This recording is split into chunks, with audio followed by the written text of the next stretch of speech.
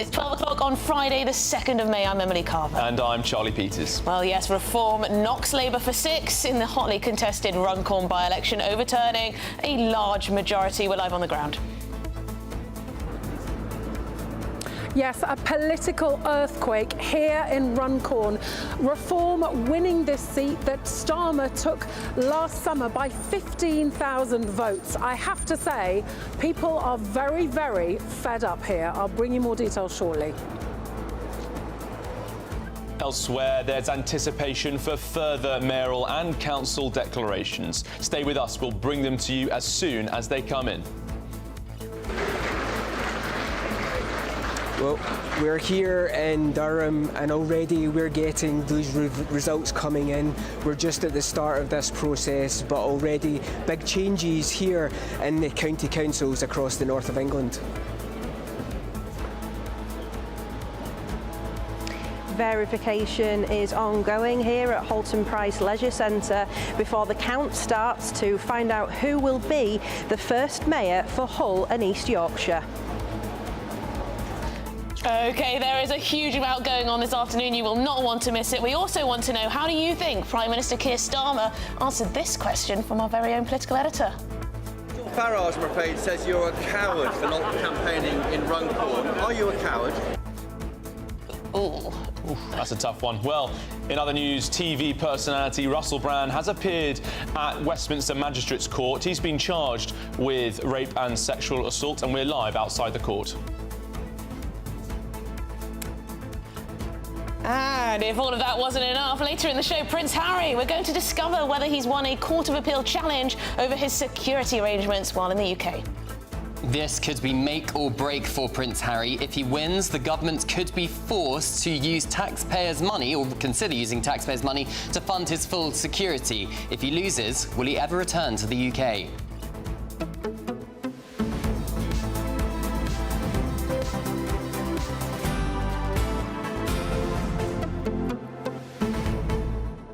Goodness me, it's a big day. Russell Brand at court, Prince Harry and his security arrangements, and, of course, those election results. Yes, that's going to be the lifeblood of the programme today, isn't it? These political results coming in right across the country.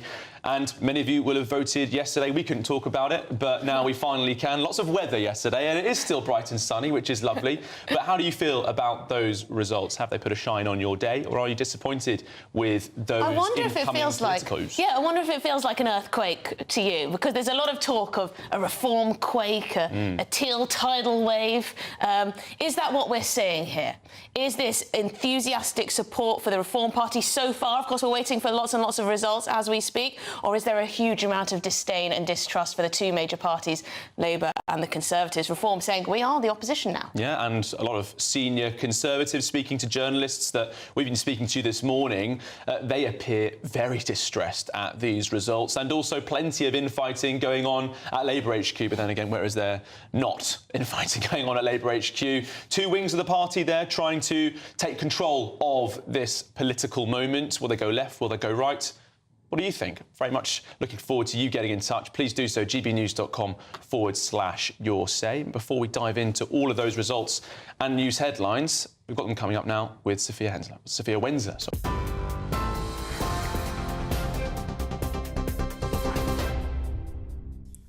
Charlie, Emily, thank you. Good afternoon. These are your headlines from the GB Newsroom. Reform UK has won the first by-election of the new Parliament in Runcorn and Helsby in a blow to Prime Minister Sir Keir Starmer's Labour Party. And I do hereby declare that Sarah Joanne Pochin is duly elected as a Member of Parliament for the Runcorn and Helsby constituency. After a recount was called in the early hours of this morning, it was announced that Reform's Sarah Pochin had beaten Labour's Karen Shaw by just 6 votes. Reform won 12,645 votes, while Labour won 12,639, with the Tories winning just 2,341 votes. Meanwhile, Reform UK leader Nigel Farage has criticised the Prime Minister, Sir Keir Starmer, for failing to turn up. He's a coward. He doesn't lead from the front. You know, I mean, he obviously feared they might lose, therefore he didn't come. I knocked on doors for 8 hours today, and I would have been here in this hall with our candidate, regardless whether we'd won or lost by 6 votes. And somehow with Keir Starmer, who, by the way, is a perfectly decent human being, but somehow with Keir Starmer, it's caution, caution, caution, and no one really knows quite what he actually believes. Reform also won the Greater Lincolnshire mayoralty as Dame Andrea Jenkins secured a comfortable victory. It comes as ballots continue to be counted across the country. Meanwhile, overnight, Labour won the North Tyneside, Doncaster and West of England mayoralty despite plummeting polls. In other news, Russell Brand has been granted bail after appearing at Westminster Magistrates Court today, charged with rape and sexual assault. The comedian and podcaster has been charged with 1 count of rape, 1 count of indecent assault, 1 count of oral rape and 2 counts of sexual assault in connection with incidents involving 4 separate women between 1999 and 2005. Mr. Brand, who now lives in the United States, has denied all charges. In a video posted to his social media account in April, Mr. Brand said that he never engaged in non-consensual activity and that he looked forward to defending himself in court. It's understood Mr. Brand is being represented by defence lawyer Oliver Schneider-Sikorsky, who successfully defended the Hollywood actor Kevin Spacey against sex assault allegations in 2023. President Trump has removed his national security advisor in his first major shake-up of staff since taking office in January. Mike Waltz had faced criticism for mistakenly adding a journalist to a chat group where sensitive military plans were being discussed, including comments on planned airstrikes against the Houthis in Yemen. The Iran-backed group has been attacking shipping in the Red Sea since the beginning of the war in Gaza. Trump has named the US Secretary of State, Marco Rubio, his national security advisor on an interim basis and has nominated Mr. Waltz to be the US ambassador to the UN. And staying in the US, J.D. Vance has said the war in Ukraine is not going to end anytime soon during an interview with Fox News. The US Vice President said the question facing the US administration now is how can it help Russia and Ukraine find the middle ground to end the conflict that's been raging for more than 3 years. Vance praised the US president's efforts. I really don't believe that any person of the 8 billion people in the world, I don't think anybody could have gotten this deal done other than Donald J. Trump.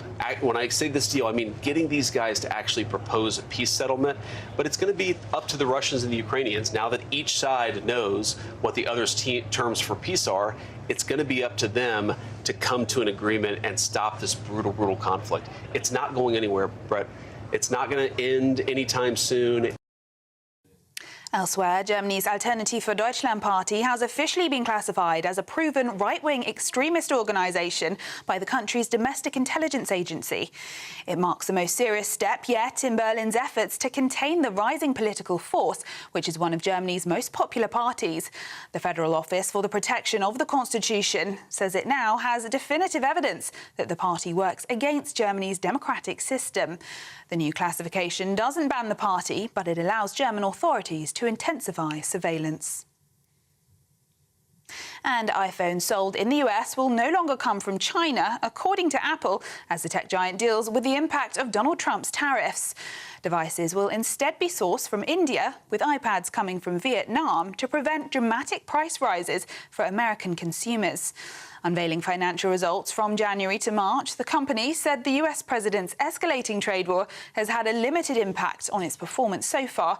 However, Apple CEO Tim Cook believes the tariffs will add £677 million in costs during the current quarter. That's assuming Trump's policies don't change. Those are the latest GB News headlines. Now it's back to Charlie and Emily. For the very latest GB News direct to your smartphone, sign up for news alerts by scanning the QR code or go to gbnews.com/alerts.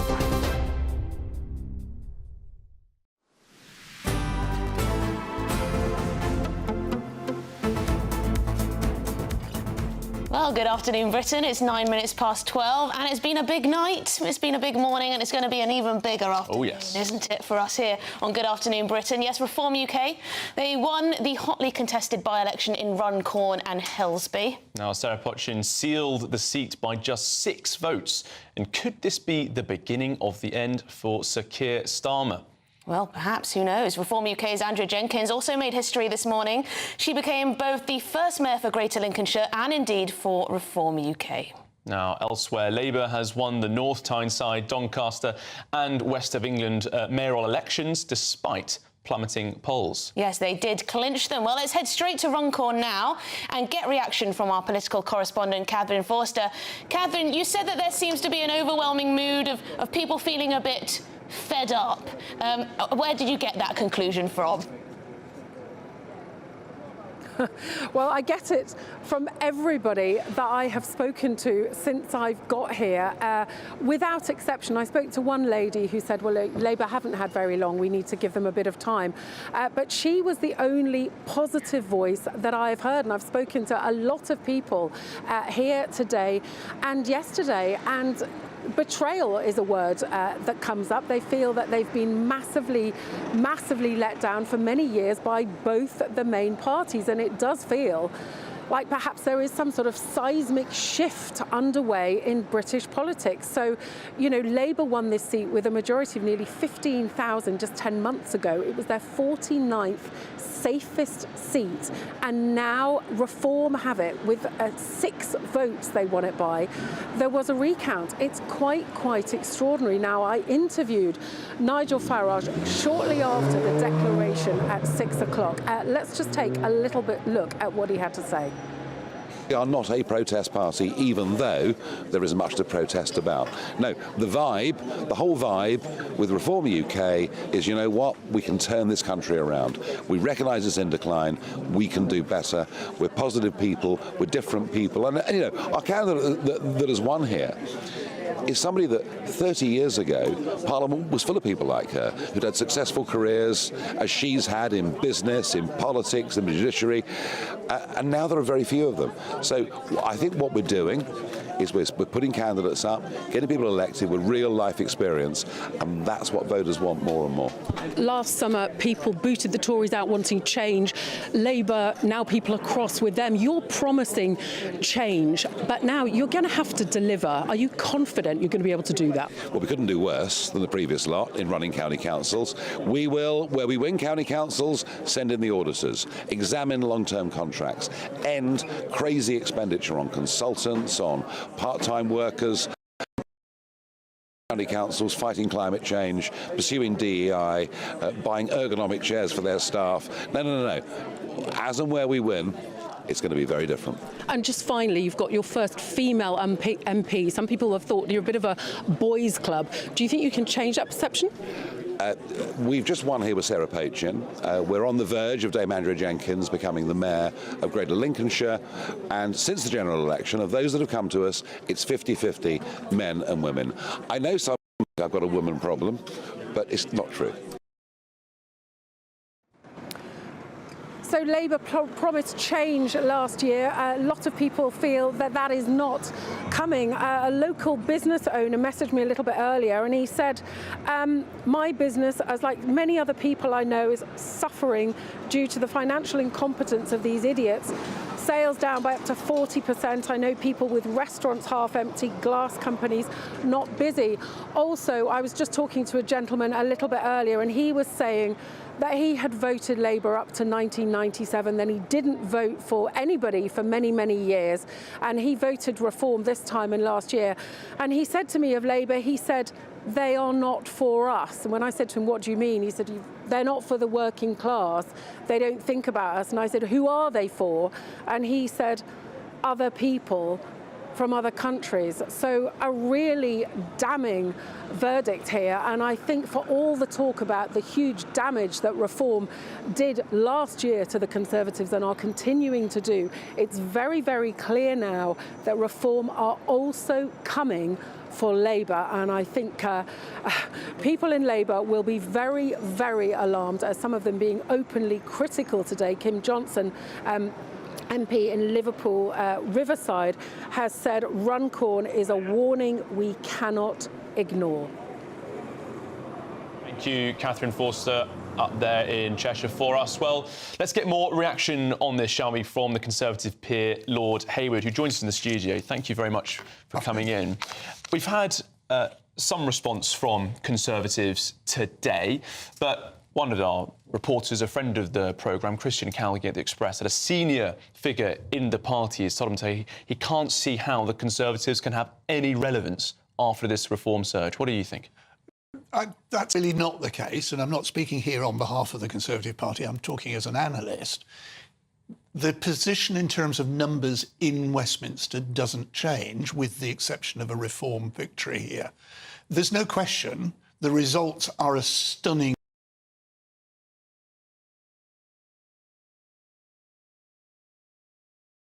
from the county councils and the mayors, but the numbers in Westminster don't change dramatically. We won't face a general election for 4 years. The next test for reform is, as was indicated by Catherine Foster's questions, to establish whether reform could now administer county councils, take on the burden of responsibility and prove that they're competent administrators. That's the next big challenge for the Reform Party after their success. Conservatives and Labour, who have been hit brutally, both of them, have to go away and assess what they need to do next. And we should say that you are very much a polling expert. You've been doing this type of thing for years and years and years, and the analysis and the commentary that goes with it all. So you know what you're talking about when it comes to crunching the numbers. We've got a lot of results still to come. So far, we've had that successful reform in the mayoral election in Greater Lincolnshire. Andrea Jenkins, former Tory, of course, taking that with a huge majority in that vote. We've also got some of the council elections coming through, dozens of seats for the reform. We're waiting on Durham Council. Now, this is going to be key, isn't it? Psychologically, if reforms storm through Durham, and I think they probably will in large numbers, Durham's been the Labour bastion of all time. And if that piles on top of the Runcorn success, then it really does hit at Labour's overall morale. One shouldn't forget that there are results coming from the south and the southwest, where Lib Dems and Greens will be taking on the Conservatives rather than Reform.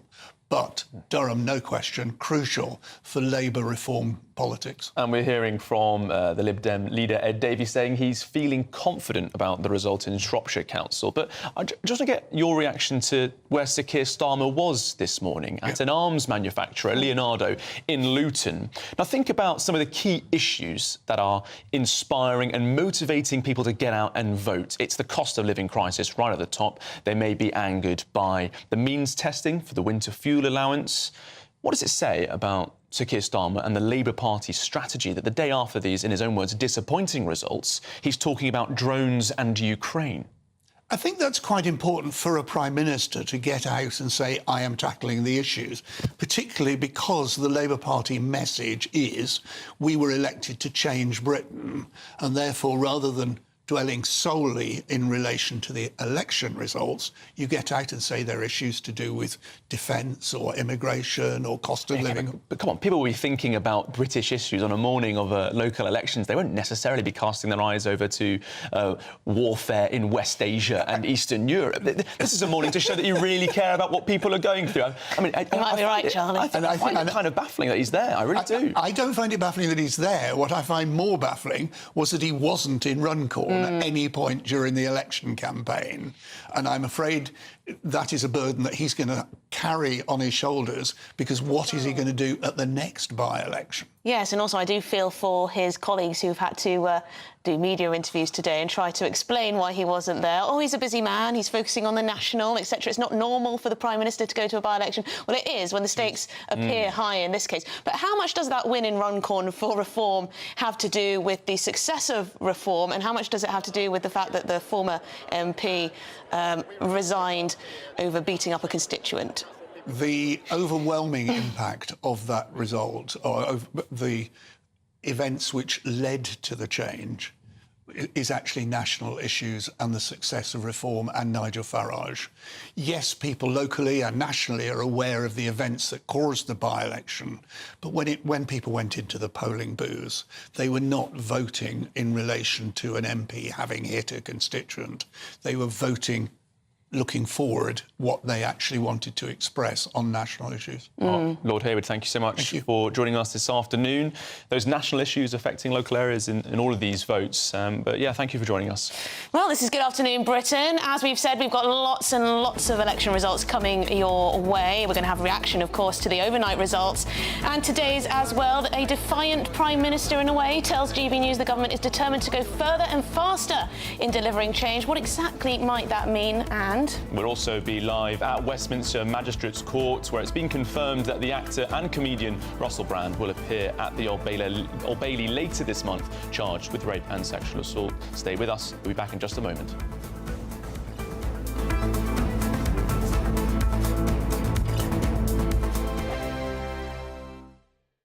We're proud to be GB News, the People's Channel, and as you know, we always love to hear your views. Now, there's a new way of getting in touch with us at gbnews.com/yoursay. By commenting, you can be part of a live conversation and join our GB News community. You can even talk to me, Bev Turner, or any of the members of the GB News family.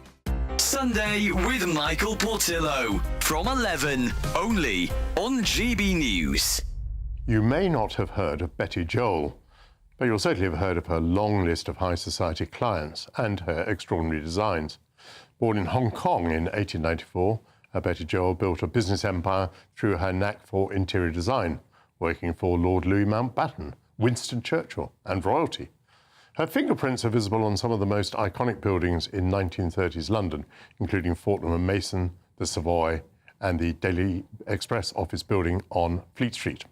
While Betty Joel's legacy as a trailblazing female entrepreneur and interior designer may have fallen out of public view, a new archive collection compiled by her great-nephew aims to correct the record and is available to view at Olympia Auctions. Joining me now is the designer's great-nephew, who helped collate her archives and whose new book bears her name, Betty Joel. He is Clive Stewart Lockhart.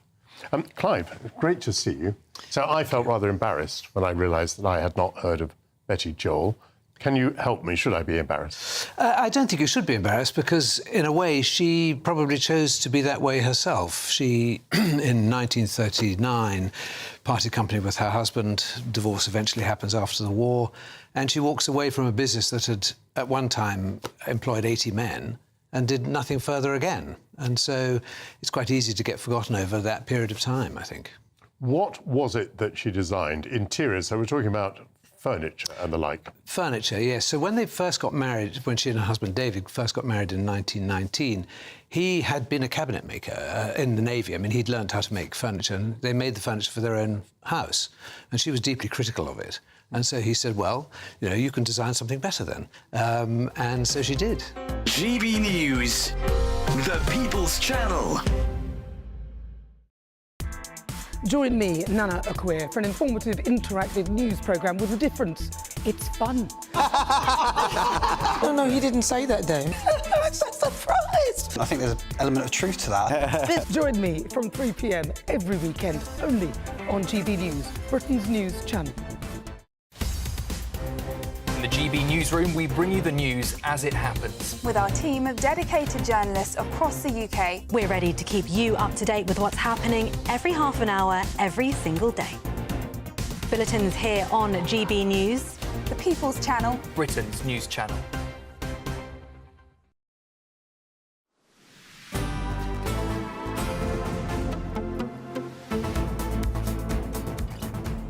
Well, it's 12:23. Welcome back to Good Afternoon Britain. And of course, we're going to continue to dissect those results that have come in overnight and into this morning with the head of political and social research at Opinium, Adam Drummond. Adam, thank you very much indeed. So what's your assessment of what's happened so far? Is this a reform quake? What's going on? I'd say the main thing that jumps out here is how remarkably consistent all of these results are with the set of results we saw, last year at the general election and also in the last couple of years of the Tory government, which is that voters are not happy with the state of the country and they will quite, sensibly choose whichever box seems to express that most accurately. So obviously when we still had a Conservative government, that box was the Labour box, and they would tick that and change government. Things have not demonstrably improved, and voters are expressing that by choosing whatever the next available box is to tick. So the Conservatives largely discredited. They have not come back at all in any of the contests that we've seen. The next option is reform, and that's who people are going for. Conservatives being discredited. But moving to parties on the left, what do you make of the performance of the Green Party around the country, particularly in the West of England mayoral race, where there was a bit of a slip there? Is that an interesting split between Labour and the Greens occurring there? Yeah, the interesting thing generally about local elections as a general thing is the way that they tell us whether or not polls are correct or not. And if you look at opinion polls nationally, they have been showing a bit of a sort of fight between Labour reform and the Tories for first place, more Labour and reform recently, but really just a sort of smorgasbord of chaos in terms of no clear lead for any one party. The West of England was incredibly hard to call just because you had so many parties all within a couple of points of each other. So it really was an absolute coin flip in terms of who was actually going to come through there. So Labour will obviously be thrilled to have hung on to it, but it's by tiny margins.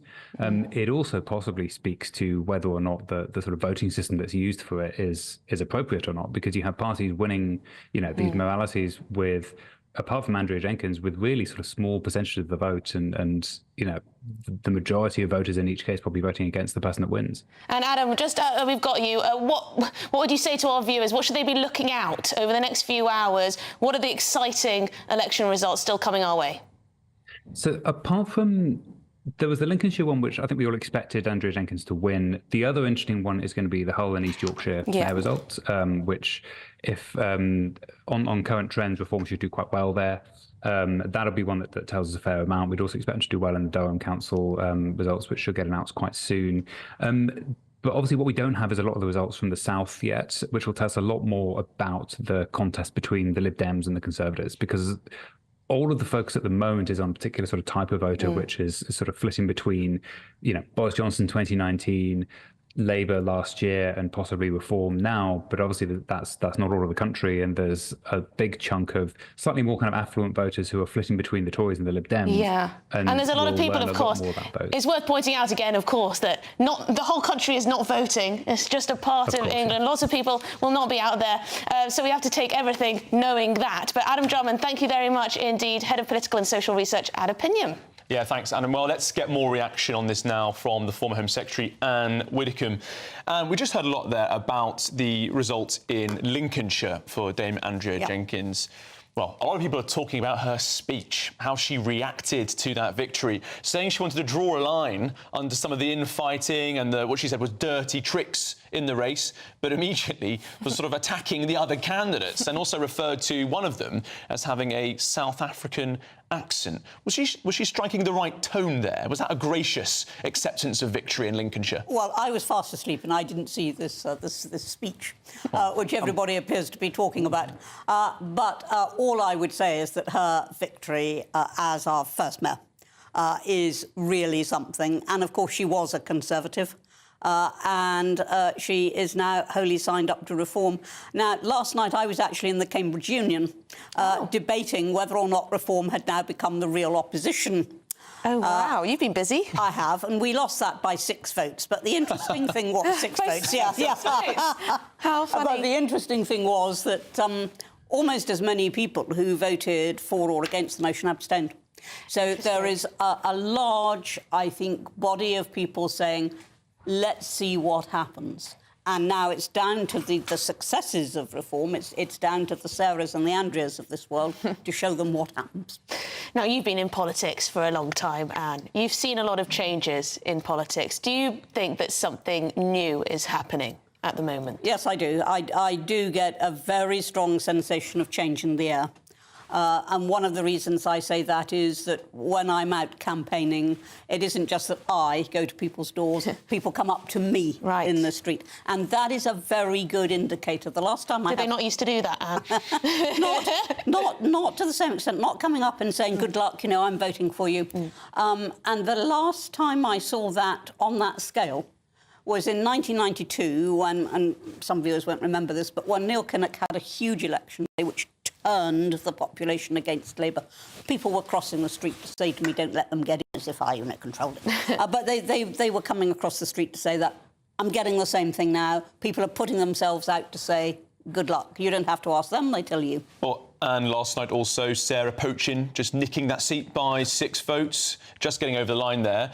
How does it feel to have another woman in the party right at the top as well? Because there's been getting a lot of chat about reform being something of a boys' club, hasn't it? Do you think that's going to change now in some way? But you know my views on this, and I do not care whether somebody is male or female, gay or straight, black or white, old or young, or any other division and identity that you can come up with. As long as they all I care in about is that we have a meritocratic person there who wins, and that's Sarah. Yeah, I think people are a bit fed up of all the identity politics, box ticking when it comes to politics. But I do think it is a good look to have a female MP elected for reform. It's a good look. It's a good look, I think. It's a good look to have people of merit who will perform well. That's the good look. So Keir Starmer has come out and he said he's disappointed, but he Where was he last night? He wasn't in his own He wasn't in his by-election. No, but he's been taking pre-prepared questions from people in the defence industry this morning and this afternoon. So that's what he's up to. But he says that the Labour Party now needs to go further and faster with the change that they're already implemented. Well, like the old folks' fuel allowance, he's going to go further and faster. Well, this was apparently the #1 issue on the doorstep in Runcorn. Of course. The #1 issue. Because it was so unexpected. I mean, they hadn't foreshadowed that in the manifesto, and they didn't take time to come to that. They did it almost immediately. It's affected an awful lot of people for the worse, and some of the most vulnerable people for the worse. And so I'm not surprised that it was the #1 issue. But what people are really saying is they've let us down. And if he wants to go further than that and faster than that, well, let him. He's going to go further and faster towards electoral defeat. Yes, what we're saying. Does reform have the answers, though, on these big issues? They can point out all these problems. Yes, she makes a great point, you have to say, because Labour are being criticised for going further and faster, you might say, over-committing beyond what their manifesto said, but they are facing the challenges of being in government. So far, all the people who are leading reform have never had to administer anything a day in their lives. So, well, we'd like the opportunity. We'd like the opportunity. And from the way things are going, we're going to get that opportunity. You might like the in 4 years' opportunity, time. but the voters don't necessarily know what you would do with it. There's not a huge sell, is there? We've said it. I mean, we've said in the last manifesto, which we didn't call a manifesto, we called it a contract. Yes. But in the last, what everybody else would call a manifesto, we said very, very clearly, tax incentives for people to stay working in the National Health Service. We said about stopping the boats. We said about reversing some of the tax rises. We made very clear promises. So don't say you don't know what reform is going to do, because we jolly well told you, and we'll tell you again next time. But I hear the challenge. And if all you want to hear is what is reform going to do, I'll do that until it bores you rigid. Well, I mean, one of the criticisms of the Conservative leader has been that she hasn't set out any policies. So what does this mean for the Conservatives? Well, last night in Cambridge, I had 2 Conservative MPs, former ministers, there.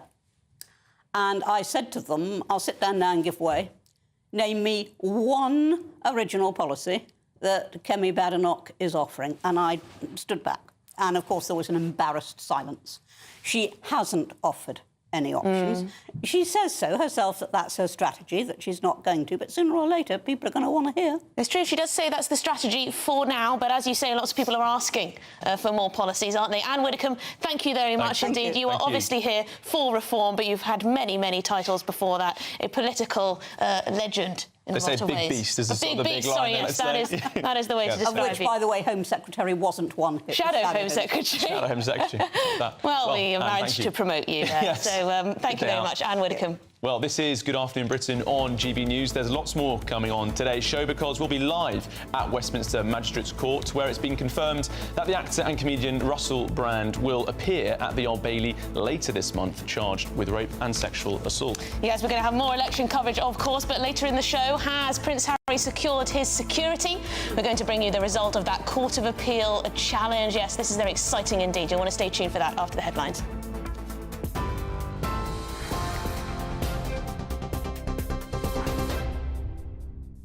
Good afternoon. Your headlines at 12:34. Reform UK has won the first by-election of the new Parliament in Runcorn and Helsby in a blow to Prime Minister Sir Keir Starmer's Labour Party. And I do hereby declare that Sarah Joanne Pochin is duly elected as a Member of Parliament for the Runcorn and Helsby constituency. After a recount was called in the early hours of this morning, it was announced that Reform Sarah Pochin had beaten Labour's Karen Shaw by just 6 votes. Reform won 12,645 votes, while Labour won 12,639, with the Tories winning just 2,341 votes. Meanwhile, Reform UK leader Nigel Farage criticised the Prime Minister for failing to turn up, calling him a coward. But Sir Keir Starmer has responded, saying Labour will go further and faster. The results are disappointing, and I could stand here and say to you, opposition parties always do well in by-elections like this. It was very close in Runcorn, etc., etc. But what I want to say is my response is we get it, and we were elected in last year to bring about change. That's what people desperately want. We started that work. The NHS waiting lists are down. Wages are up more than prices. Interest rates are down. But the message from these results, I think, is go further, go faster. That chimes with what I want to do. Reform also won the Greater Lincolnshire mayoralty as Dame Andrea Jenkins secured a comfortable victory. It comes as ballots continue to be counted across the country. Meanwhile, overnight, Labour won the North Tyneside, Doncaster and West of England mayoralty, despite plummeting polls. In other news, Russell Brand has been granted bail after appearing at Westminster Magistrates Court, charged with rape and sexual assault. The comedian and podcaster has been charged in connection with incidents involving 4 separate women between 1999 and 2005. Mr. Brand, who now lives in the United States, has denied all the charges. In a video posted to his social media account in April, he said that he never engaged in non-consensual activity and that he looked forward to defending himself in court. It's understood Mr. Brand is being represented by defence lawyer Oliver Schneider-Sikorsky, who successfully defended the Hollywood actor Kevin Spacey against sex assault allegations in 2023. Now, transgender women will no longer be allowed to take part in women and girls cricket in England and Wales after a change of policy from the sport's governing body. The change in the law was prompted by a UK Supreme Court ruling last month that said only biological and non-trans women meet the definition of a woman under the equality laws. The England and Wales Cricket Board said with immediate effect, only those whose biological sex is female will be eligible to play in women's cricket and girls' cricket matches. Transgender women and girls can continue playing in open and mixed cricket. And NHS patients will be prescribed weight loss jabs at pharmacies as part of Britain's war on obesity, according to reports. It's understood that health officials are poised to announce trials to significantly widen access to the revolutionary injections. They will allow NHS patients to get the jabs directly from pharmacies after a short consultation. Currently, pharmacies are only offering such services to people who pay for a private prescription. Those are the latest GB News headlines. More in half an hour. For the very latest GB News direct to your smartphone, sign up to News Alerts by scanning the QR code or go to gbnews.com/alerts.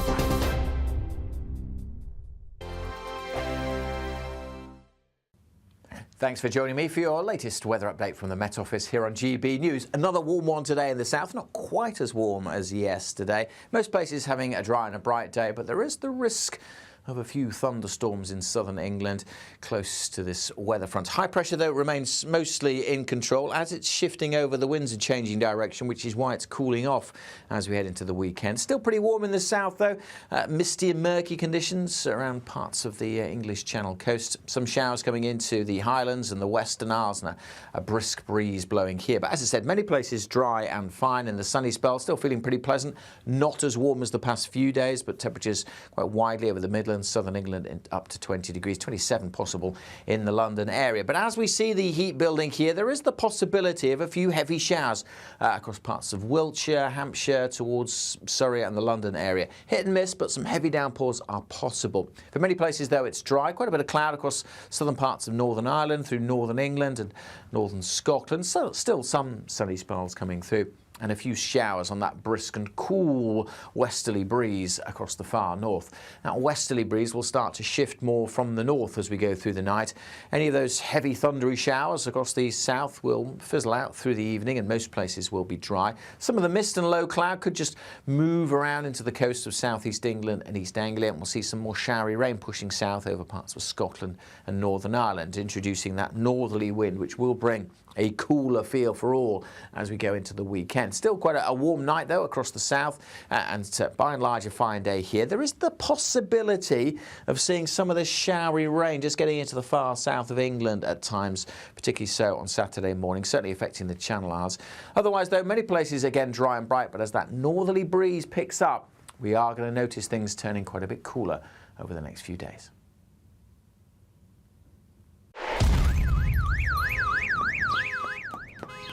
Crash Law 24 sponsors GB News Traffic and Travel Report. Good afternoon. This is the latest AI travel news from GBnews.com. Road users are advised to exercise caution when crossing the A9 Dornoch Bridge due to high winds currently affecting driving conditions. The M4 westbound is closed from junction 25A Grove Park to junction 28 Tredegar Park for resurfacing work, with diversions in place. In Salford, on the M60 anti-clockwise between junction 14 and junction 13, a load spillage has led to 2 lanes closure, causing a 20-minute delay. South Gloucestershire drivers on the M5 southbound between junction 16 and 17 face delays due to a road traffic incident, with 1 lane closed. Stay up to date at gbnews.com for more travel news. Crash Law 24 sponsors GB News Traffic and Travel Report.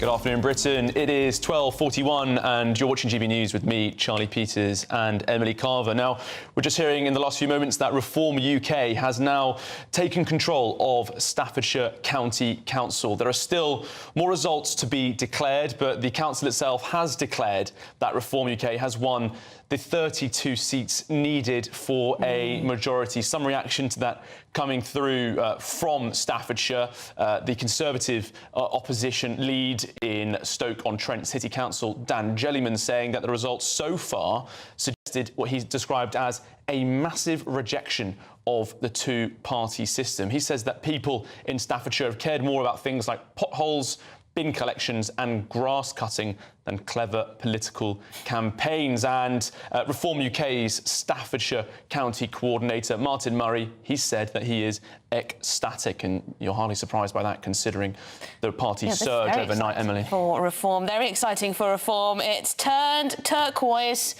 after these big wins. It's been Tory since 2009. Previously, no Reform councillors, but yes, that is Staffordshire County Council has turned from blue to turquoise. And Nigel Farage is expected in Staffordshire later today. We'll have you all the latest on that and all the other election results coming in. But moving on, it has been confirmed that Russell Brand is set to appear at the Old Bailey later this month, charged with rape and sexual assault. Yes, this comes as the comedian and actor, TV personality appeared in court today to face charges relating to 4 separate women between 1999 and 2005. Well, let's cross over to GB News Home and Security Editor Mark White, who is outside Westminster Magistrates Court for us with the latest. Mark, what happened in court this morning? Good afternoon. Yes, well, Russell Brand arrived at Westminster Magistrates Court around about 9:30 this morning, and there to greet him was an absolute posse of camera crews, photographers from here and around the world, as you would expect from a Hollywood star, a comedian, a podcaster, general all-round international personality, but charged with some serious offences. And in the court itself, courtroom number 1, he stood in the glass-fronted dock and spoke to confirm his name, his date of birth, and also an address in Buckinghamshire. And then the charges were set out in the court, charges relating to 4 separate women who all allege that Russell Brand either raped them, sexually assaulted them, or was responsible for an indecent assault on them. The time period is a significant time period that these alleged offences are claimed to have happened from 1999 to 2005, both in Bournemouth but also in London itself. Russell Brand was in the United States when these charges were first announced back on the 4th of April. But of course, given the fact that he was overseas, special arrangements had to be made to ensure that he returned voluntarily to appear in court. And that's why we've had a bit of a time lag between those charges being issued against Russell Brand and then him, of course, appearing at Westminster Magistrates Court today. Well, the judge granted Russell Brand bail. He will appear again, this time at the Crown Court, the Central Criminal Court, known to most people as the Old Bailey, on the 30th of May. Previously, he has denied all of the allegations against him. He made no comment, of course, and was not asked to enter any kind of plea today. But the next court appearance will be that Crown Court appearance at the end of this month. Indeed, Mark White, for that update on the Russell Brand trial. Thank you very much. Just a reminder to our viewers that Reform UK have taken their first council in these local elections. That is Staffordshire Council, and that's from the Conservatives, who held it since 2009. So a big win for Reform and Nigel Farage there. And Emily, some significant margins by those Reform councillors in Staffordshire. Some of their wins close, but many of them were by more than 1,000 votes. We've also just had a statement from the Liberal Democrats who say they are on course to beat Labour at local elections for the very first time since 2009. A Liberal Democrat spokesperson has told reporters just now that they've overtaken Labour in terms of councillors elected so far and have made the second largest number of net gains. Plenty, they say, of their best results are still to come. And Emily, the spokesperson says that voters are switching to the Liberal Democrats to deliver for their communities. And interestingly, they say they are the only party standing up to Farage and Trump. Well, I mean, the Liberal Democrats are good. They're known for their local campaigning. They have a very powerful local campaigning technique, bombarding people with... They're always there, aren't they? They're very good at campaigning. They know how to hit people with the local issues that people really care about. But I think a lot of people go to the ballot box, don't they, thinking about the national picture as well. So it's very interesting. But yes, there we go. Reform UK take control of Staffordshire. We're going to have Durham very soon as well, I believe, to hear from, and also that Hull mayoralty, who will be the mayor of Hull. Well, we're bringing you results from all over the country. We can also bring you the weather all over the continent. If you are in search of some holiday sun, here's that destination forecast. I forecast a perfect holiday in the sun. Weather looking good then? For sure, and no worries about our travel insurance. All Clear Travel Insurance sponsors GB News Travel Destinations Forecast. An unsettled spell across southwestern parts of Europe, bringing heavy rain and thunderstorms, but elsewhere plenty of warm sunshine, and it should be largely dry across the Canary Islands, Madeira, but as we head towards Portugal, Spain, southwestern parts of France, very unsettled with heavy showers and thundery outbreaks. But across Rome, the Adriatic coastline, much of Greece, it should be largely dry and plenty of sunshine. Now we could see some heavy showers move into northern parts of Rome on Sunday, but otherwise largely dry and temperatures in the low 20s. All Clear Travel Insurance sponsors GB News Travel Destinations Forecast.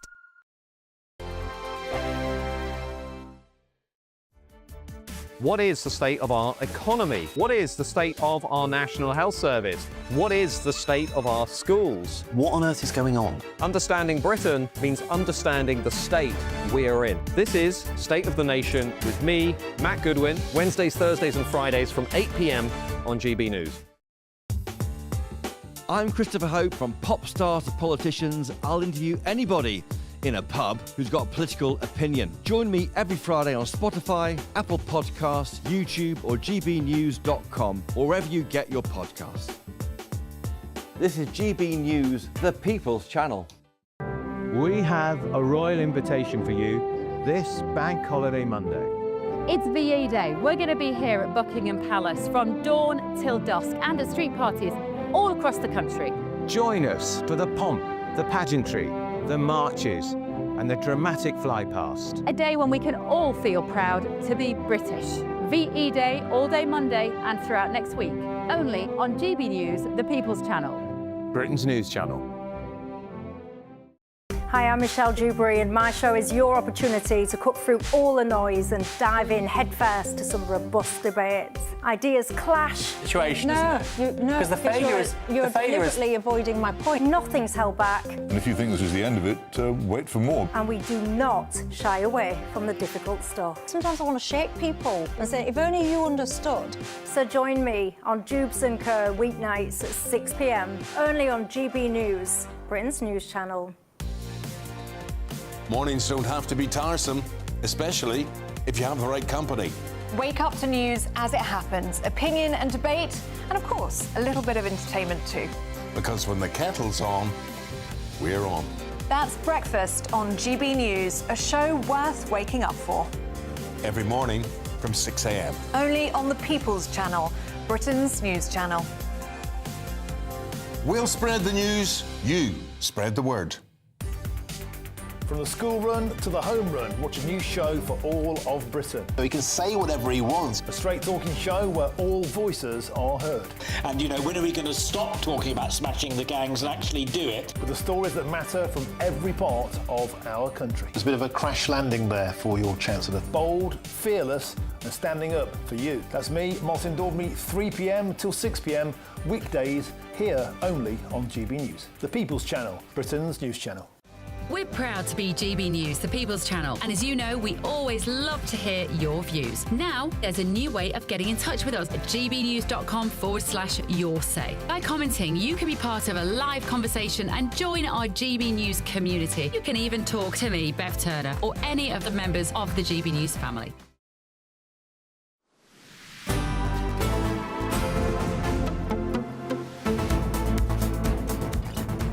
Well, it's 12:51. Welcome back to Good Afternoon Britain. It's a big afternoon of election results to bring you. We just heard that Staffordshire County Council has gone reform. Yes, since 2009 it's been in Tory hands, but it's switched to the turquoise colour for now. We're also waiting on Cambridgeshire. We're hearing murmurs, aren't we, that may be reform as well, but we'll wait until the result comes in to confirm that. Also, Durham. Yes. Upcoming. Durham's going to be a significant one here. That's where we'll have both the mayoral and council seats up for grabs. Durham County is going to be really key, and also the mayoralties in Hull and also in East Yorkshire. So let's go over to County Durham now, why don't we, Emily? GB News reporter Tony Maguire is there for us. And over in East Yorkshire, we're joined by our GB News Yorkshire and Humber reporter Anna Riley. Tony, let's go to you first. What's the mood there on the ground? Well, hello. It certainly is something of a lot of movement here, a lot of discussions, and we're about a third of the way through the count here in County Durham, and just over 30 seats. And at the moment, at the very least, 25 of them going to reform, seemingly turning the board that turquoise blue here. A lot of those seats coming from Labour, as expected, but a few from the Tories, and even a few more, which I think is quite interesting, was the Independents. Now, the Independents are the sole reason why Labour never controlled Durham Council, despite having the most number of seats here. That coalition between the Conservatives, Lib Dems and all those independents stopped Labour from getting in, and that was the first time in 100 years here in County Durham. But here today, a lot of jubilation, especially along that growing reform support. Nigel Farage, of course, has visited this area. He wanted to make Durham one of his battlegrounds and drive those turquoise tanks up to the red wall for Keir Starmer. And very much today, as we're looking at the results coming in seat after seat that's called here in Durham, it certainly seems like, at the very least, Nigel Farage and Reform are on track to doing just that. Earlier today, just maybe about 20 minutes ago, a familiar face maybe for some of our GB News fans at home, Darren Grimes was elected to his seat here as well, and just one of the dozens of names. Now, as I said, we're about a third of the way through, lots more names and seats still to be called here, but certainly if I was Nigel Farage looking at the way things were unfolding in Durham, I'm sure that he and his fellows at Reform HQ would be quite happy with the way things are going here. Fascinating stuff. Please do keep us updated on all of the movements, on all of the wins and losses. But we're going to go head over to East Yorkshire because there's a big result coming there, isn't there, Anna? Tell us more. There certainly is, Emily. Yes, the count will soon be underway. Verification has taken place here at Halton Price Leisure Centre in East Yorkshire. There's a 32% turnout of East Yorkshire voters that have voted for what will be the first mayor for Hull and East Yorkshire, a brand new position that's being created, and they will head up a combined authority bringing together Hull City Council, which is currently led by the Liberal Democrats, and bringing together the East Riding of Yorkshire Council, which is run by the Conservatives. And of all the polls that have been done, Reform are tipped to win here. Their candidate is Luke Campbell. He's a former boxer and an Olympic winning medalist as well. He's not been in politics before. He's been in business, but this is first time in politics. We'll see how he goes. And in terms of the second or third place, it's tipped to either be Lib Dem or Conservative. There's 6 candidates in total that are running, including Lib Dem, Reform, Conservative, Labour also, Green as well, and also the Yorkshire Party. But all those polls are telling us that it's going to be Reform that are winning here, but we'll see very soon. We've had the verification and now voting is due to take place. And whoever the new mayor is, they will have to bring together 2 very different areas. Obviously, Hull is a city and it's got its own issues and concerns, but East Riding of Yorkshire, East Yorkshire, encompasses a huge swathe of area, a lot of rural areas as well, a lot of farming areas. So that one person heading up this new mayoralty will have to bring all those considerations into account. So a little later on, we're thinking around 3 to 4 o'clock, we'll find out who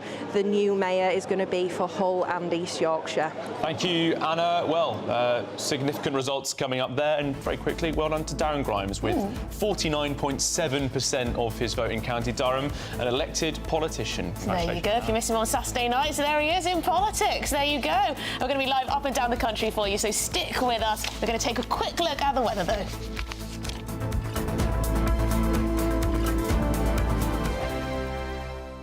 Courtesy of Marquis Leisure, you could be driving away with this brand new Elnag Baron 560 motorhome. It comfortably sleeps 4, comes with sky roof, integrated kitchen and bathroom, and is worth over £67,000. And that's not all, as we'll also give you a further £5,000 in tax-free cash to make sure that wherever this motorhome takes you, it takes you there in style. For another chance to win the lot, text WIN to 63225. One entry costs £2.50 plus 1 standard network rate message, or text bonus to 63225. 5 entries cost £5 plus 1 standard network rate message. Go to gbnews.com/win. Entries start at £2.50. Call 0903 686 3232. Calls cost £2.50 plus your network access charge. Or post your name and number to GB13 PO Box 8690 Derby DE1 9TT. UK only. Entrance must be 18 or over. Lines close at 4 p.m. on the 6th of June. Please check the closing time if listening or watching on demand. Good luck.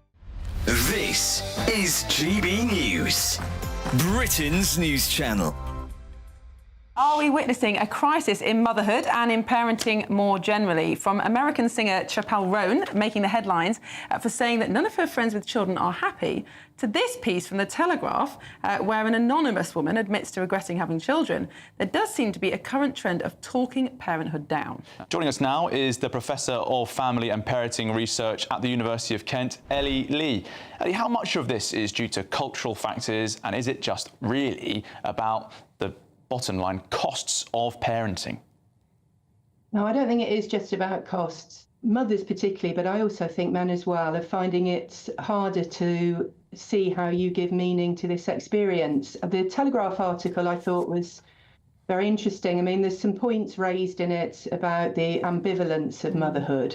What really struck me about this piece in The Telegraph was where the lady says she had this difficult labour, 47-hour labour, and then all she could think of afterwards was, can someone please take the baby away so I can sleep, until it dawned on me that I was responsible and I had to get up. And isn't this the heart of the problem, that in times gone by, extended family and friends surrounded a woman after she'd given birth, taking all the other responsibilities of life off her so that she could focus on her physical recovery and on looking after the baby. And that was normal for thousands and thousands of years. And now just suddenly we expect a woman who's just gone through a really biologically difficult process to just get up and do it all and carry on. I think that's very true. I mean, that whole narrative is extremely lonely. And what you get a sense of when you read it is that she feels very isolated, and there's not much around her, which is helping with this. And it's a, you know, it's a really pat phrase, it takes a village, but it does take a village. The People's Channel.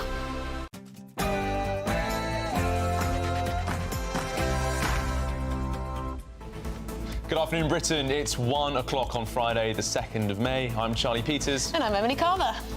Well, Reform knocks Labour for 6 in the hotly contested Runcorn by-election, overturning a major majority. We're live on the ground. Yes, and elsewhere we wait in anticipation for further mayoral and council declarations. Yes, we've had Staffordshire, we're hearing from Durham, we're hearing from Cambridgeshire. We'll bring them all to you. And we want to know, how do you think Prime Minister Keir Starmer answered this question from our political editor, Chris Hope? Farage, I'm afraid, says you're a coward for not campaigning in Runcorn. Are you a coward? Ooh, tough question. In other news, TV personality Russell Brand will appear at the Old Bailey charged with rape and sexual assault later this month. We're outside Westminster Magistrates Court where he appeared today. Well, Russell Brand faces a number of allegations of rape, sexual assault and indecent assault relating to 4 separate women. He was released on bail and will appear at the Central Criminal Court, the Old Bailey, on the 30th of May. And the news just keeps breaking, because later in the show, Prince Harry will discover whether he's won a Court of Appeal challenge over his security arrangements while he's in Britain. This could be make or break for Prince Harry. If he wins, the government could be forced to reconsider using taxpayers' money to fund his full security. If he loses, will he ever return to the UK?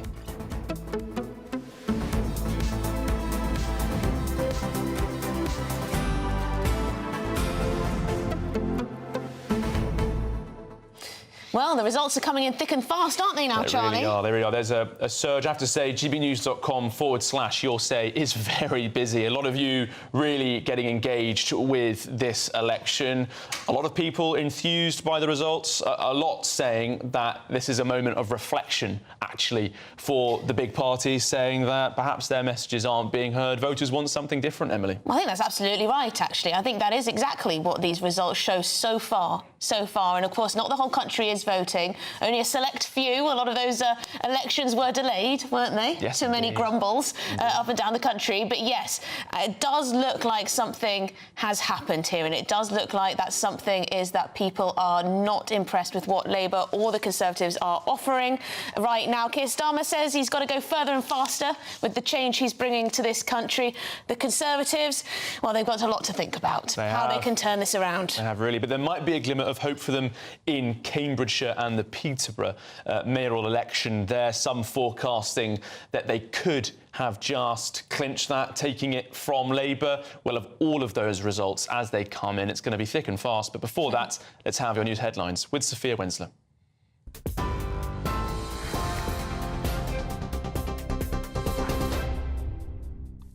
Charlie, Emily, thank you. Your headlines at 1:03.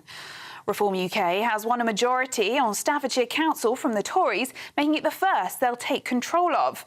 Meanwhile, Reform UK has also won the first by-election of the new Parliament in Runcorn and Helsby in a blow to Prime Minister Sir Keir Starmer's Labour Party. And I do hereby declare that Sarah Joanne Pochin is duly elected as a Member of Parliament for the Runcorn and Helsby constituency. After a recount was called in the early hours of this morning, it was announced that Reform Sarah Pochin had beaten Labour's Karen Shaw by just 6 votes. Reform won 12,645 votes, while Labour won 12,639, with the Tories winning just 2,341 votes. Meanwhile, Reform UK leader Nigel Farage has criticised the Prime Minister for failing to turn up, calling him a coward. But Sir Keir Starmer has responded, saying Labour will go further and faster. The results are disappointing, and I could stand here and say to you, opposition parties always do well in by-elections like this. It was very close in Runcorn, etc., etc. But what I want to say is my response is we get it. We were elected in last year to bring about change. That's what people desperately want. We started that work. The NHS waiting lists are down. Wages are up more than prices. Interest rates are down. But the message from these results, I think, is go further, go faster. That chimes with what I want to do. Reform also won the Greater Lincolnshire mayoralty as Dame Andrea Jenkins secured a comfortable victory. It comes as ballots continue to be counted across the country. Meanwhile, overnight, Labour won the North Tyneside, Doncaster and West of England mayoralty, despite plummeting polls. Russell Brand has been granted bail after appearing at Westminster Magistrates Court, charged with rape and sexual assault. The comedian and podcaster has been charged in connection with indecent assaults involving 4 separate women between 1999 and 2005. Mr. Brand, who now lives in the United States, has denied all the charges. In a video posted to his social media account in April, he said he had never engaged in non-consensual activity and that he looked forward to defending himself in court.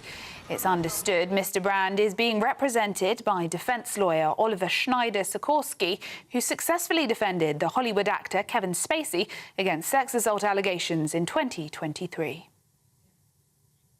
In other news, JD Vance has said the war in Ukraine is not going to end anytime soon during an interview with Fox News.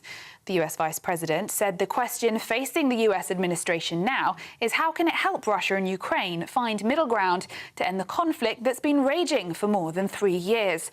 Vance praised the US president's efforts.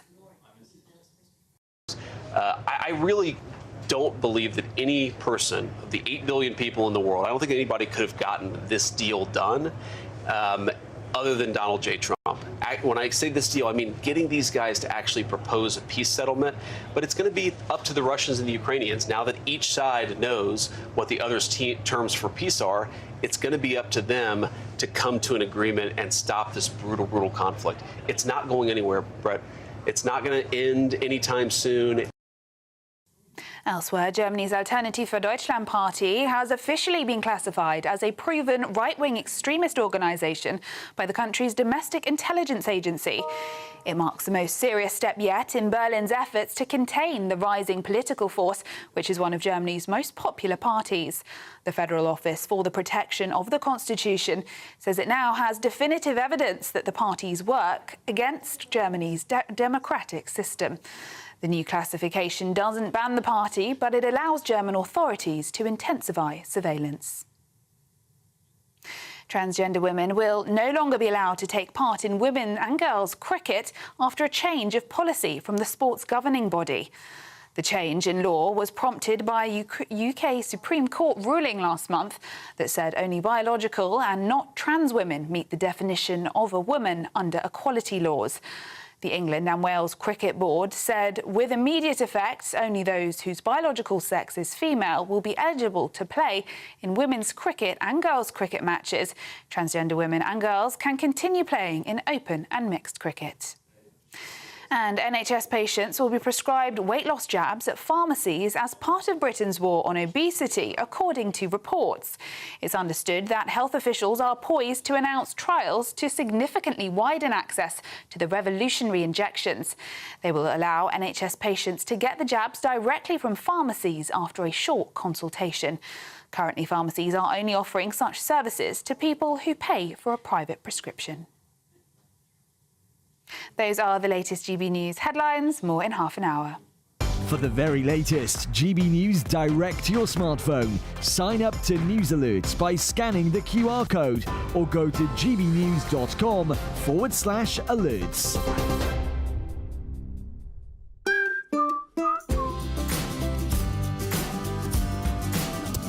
My Claim Group sponsors the GB News Finance Report. And here's a quick snapshot of today's markets. The pound will buy you $1.3289 and €1.1728. The price of gold is £2,453 and 38 pence per ounce. And the FTSE 100's at 8,560 points. My Claim Group sponsors the GB News Finance Report.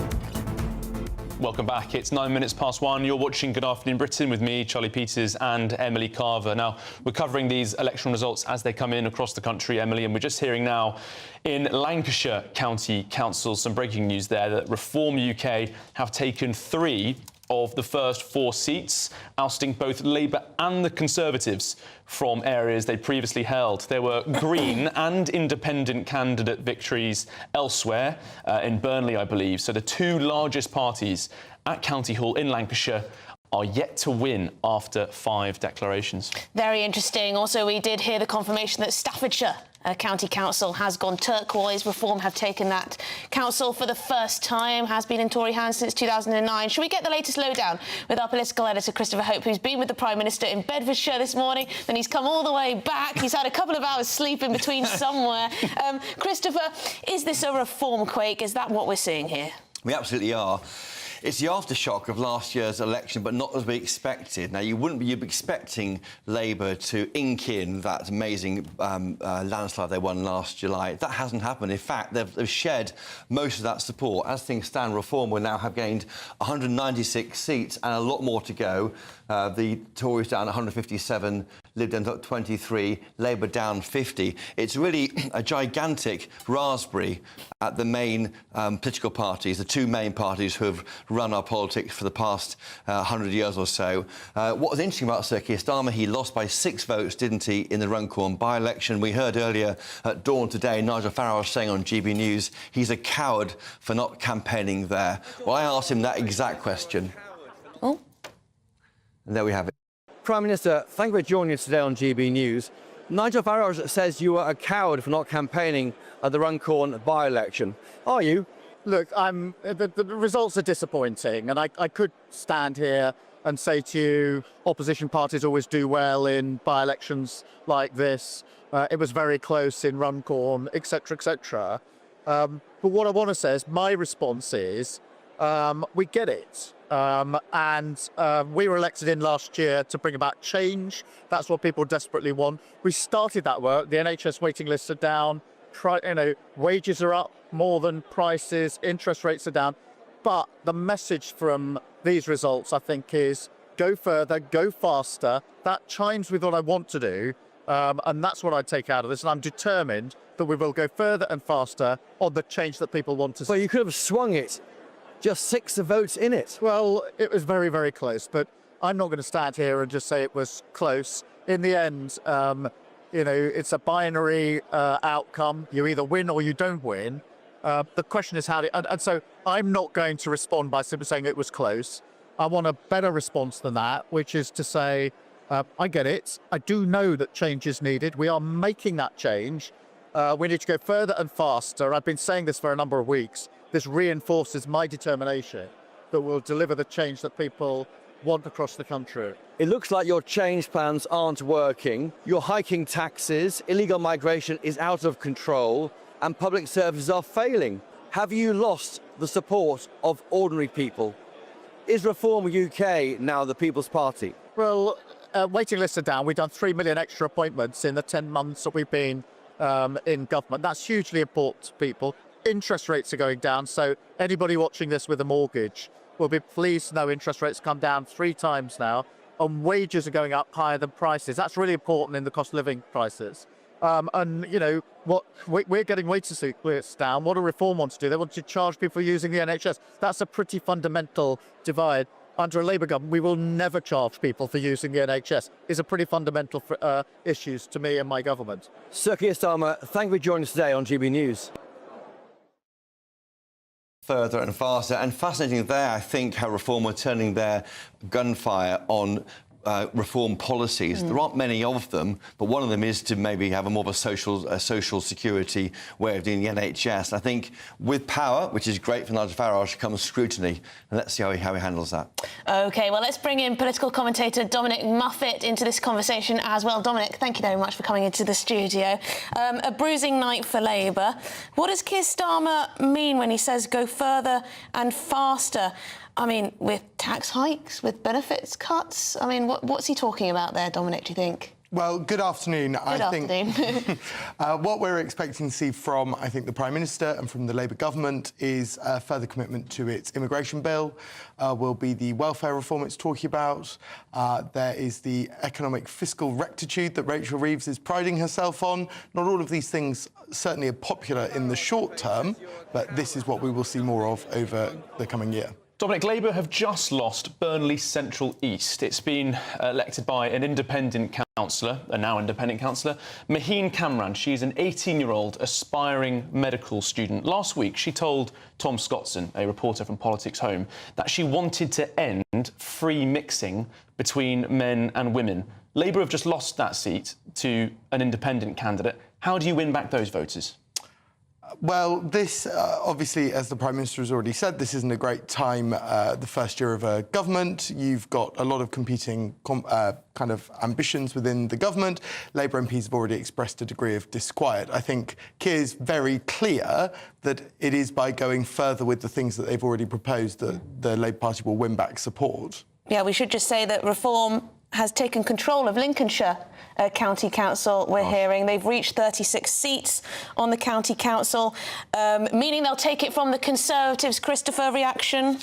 Well, that's not surprising, given we got that they have in Greater Lincolnshire, where they have a Reform UK mayor in Dame Andrea Jenkins. But that's extraordinary. I mean, that's 2. So Staffordshire and Lincolnshire. This is the so-called red wall, the blue wall, whatever you call it. It's now going to be a turquoise wall, whatever colour we agree, or taupe. Teal. Teal, is it teal? There we are. It's going to be a teal-coloured wall from now on, looking at this. And a big worry here. Again, what's fascinating about Reform UK is going into this period of voting, we thought it would be all about how will the Tories will emerge with Reform UK. I'm not sure that's where Reform is anymore. They are taking votes from Labour and the Tories. They're outsmarting both the major parties. And to say it's a Reform Tory story is getting it wrong, because also Labour involved now. And also these independent candidates as well. Surprising many, I think, in Burnley with that result. Not a single victory for the 2 big parties in Lancashire so far. Dominic, we had some reaction this morning as to where Keir Starmer was with our political editor Chris in Bedfordshire, starting the day in reaction to some of these votes at an arms factory in Luton. Now, people voting in these local elections will be thinking about the cost of living. Do you think he made the right choice to be talking about security and warfare in Ukraine at this moment? Is it possibly the case that he might want to be drawing the focus back to domestic issues as Labour is losing a bit of support in some of those key areas? One of the things Emily said earlier is that this was a vote for change today, and I absolutely agree. This was a vote for change. That's why the Prime Minister is highlighting the risk of change, highlighting the risk of moving away from a Labour government and moving towards a Reform government. And I think that's what the point behind a defence visit is, that global security, global stability is not the promise it once was. And you talked earlier about the American change at the moment and the threat that that could pose to global safety. What I find striking, though, the day after local elections, he should be with his cheering supporters. He should be in Bristol, where Labour saw off quite a strong challenge from Reform UK, or one of the other two mayoralties, which they did quite well on. That didn't happen. Instead, he's with employees in a defence company in Bedfordshire. That is surprising. It looks quite literally defensive, a defence company. Why is he not amongst cheering Labour supporters saying, we can take the fight to Farage, here's how we do it? Instead, he's answering questions about apprentices, national security, drones, all very important issues, but not the topic of the day, which is an existential strike at the heart of our two-party system by Nigel Farage. Well, we're just hearing now that counting is underway in the Hull and East Yorkshire mayoral election as the verification... Reform are tipped to get ahead of them. Well, it's interesting for a lot of reasons, isn't it? Yes, people are saying the Reform are tipped, Christopher, but it's a very interesting candidate, isn't it? An Olympic boxer. Absolutely. No less. And overall turnout across Hull and East Yorkshire was 29.86%. In those sorts of scenarios, Chris, it's motivated parties, maybe surging parties such as Reform that are generally going to do better. Who want change. We talk about change repeatedly. He says there, the PM to us earlier at GB News, he wants to go faster. But if you look at what they've done, what is the change? We're still paying a large number of money in tax, still have no control of the southern border.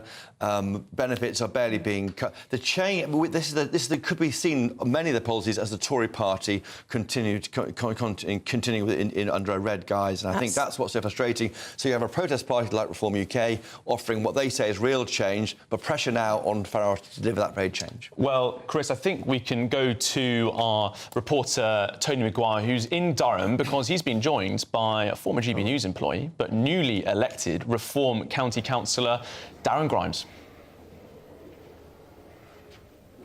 Hello, good afternoon. Well, certainly we're here in Durham and I'm joined by a face you all know, Darren. Welcome back to GB News. No, this is a huge day. Congratulations on winning your seat. Tell me, what is it like in there, you know, shoulder to shoulder with all your Reform colleagues? Listen, I was knocking on doors only the other day and a fella invited me in and he had GB News on and he said that GB News has been a strength and stay in keeping them sane throughout an insane period for our country. So, you know, I think GB News ought to pat itself on the back for that. But look, it's been so lovely to receive so many well wishes as well from viewers of the channel who I think have quite missed cheeky banter and all the rest of it. There's going to be a bit less of that. I've got to be serious now, you know, and we are serious about delivering for people. It's been really humbling to actually receive the support of so many, and now we've got to deliver for them. I mean, there's no denying the numbers in there today. I think with my last check, there's about 35 seats called, 25 of them Reform. Now, that's over halfway to being in a Reform-controlled council. What are the people in Durham and in the North East here, what do you think is behind their change and their faith in Reform? I think actually the Labour Party said with a smile on their faces that if you elect them, you'd get change. Well, what change have we had? Mass migration. We're now putting in illegal migrants in rented accommodation whilst you struggle to get a house. And the net zero obsession, putting up energy bills to some of the highest in the Western world. I think it's a damn disgrace that in a country like Britain, we can't house our own and we can't keep our own warm. So the Labour Party's idea of change, I think, is a nightmare, to be perfectly frank. We at Reform do promise change, and that change is going to mean getting the auditors in on day one of being in charge, if we are lucky enough and fortunate enough to be in charge of the council, and we'll get the auditors in to ensure that a very stretched pound in your pocket is delivered in the best way possible, because right now I think there's an awful lot of waste and inefficiency on that council. And just tell me then, so if Reform gets that council, in fact, we almost have to take a step back here and look at the picture across England today, because there's only one colour that, as you know, appearing in a lot of those boards, and it's the same colour it's on your rosette there. Is this the start of an earthquake, it was called, told by one of the presenters this morning, but, you know, people sitting at home on the fence, they're going to be looking at this thinking, you know, or what will they be thinking? Look, they'll be thinking, wow, it's a turquoise blue tidal wave, because that's exactly what it is. But it's not one done for grandstanding or playing party politics. It's about actually delivering for people, because I'm deeply concerned about apathy at the ballot box. So many people have voted for change and been given the complete opposite. We need to deliver for them in a genuine way that gets stuff done. If we don't do that, we will fail. So they'll hold us to account, I've no doubt, but we need to deliver not just for ourselves, but also for the sanctity of the ballot box, because from everything from Brexit to mass migration, we have been failed and betrayed, and reform needs to be the antidote to that. Darren, thank you very much. Congratulations again on your seat. Good luck with the rest of the day. Certainly the story here in Durham is one that we're seeing spread right across England today, that turquoise wave, and people like Darren here very happy to be surfing it.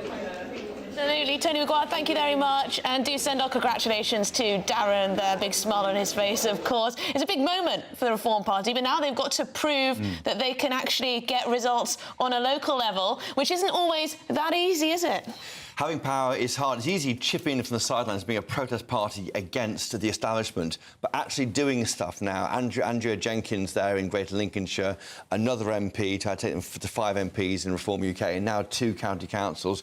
They'll be challenged. There'll be critics watching what they do, seeing how they're spending money. We know that Nigel Farage wants to send in these Doge accountants, but 80% of council spending is defined by law. You can't mess around there. So it's around 20% of spending you can play with. Should you spend money on DEI or massage chairs? Oh, really? So there's only 20% you can play with? Exactly. Okay. So, but that will be scrutinised by those are choices to be made by this government, and also cooperation. What will Nigel Farage do? We want to cooperate with the Tories at local level. OK, Christopher Hope and Dominic Moffat, thank you very much for your reaction. Well, thank you both. This is a Good Afternoon Britain on GB News. There's lots more coming up on today's show with all these political breakers, but we'll also be live at Westminster Magistrates Court, where it's been confirmed the actor and comedian Russell Brand will appear at the Old Bailey later this month, charged with rape and sexual assault. Don't go anywhere.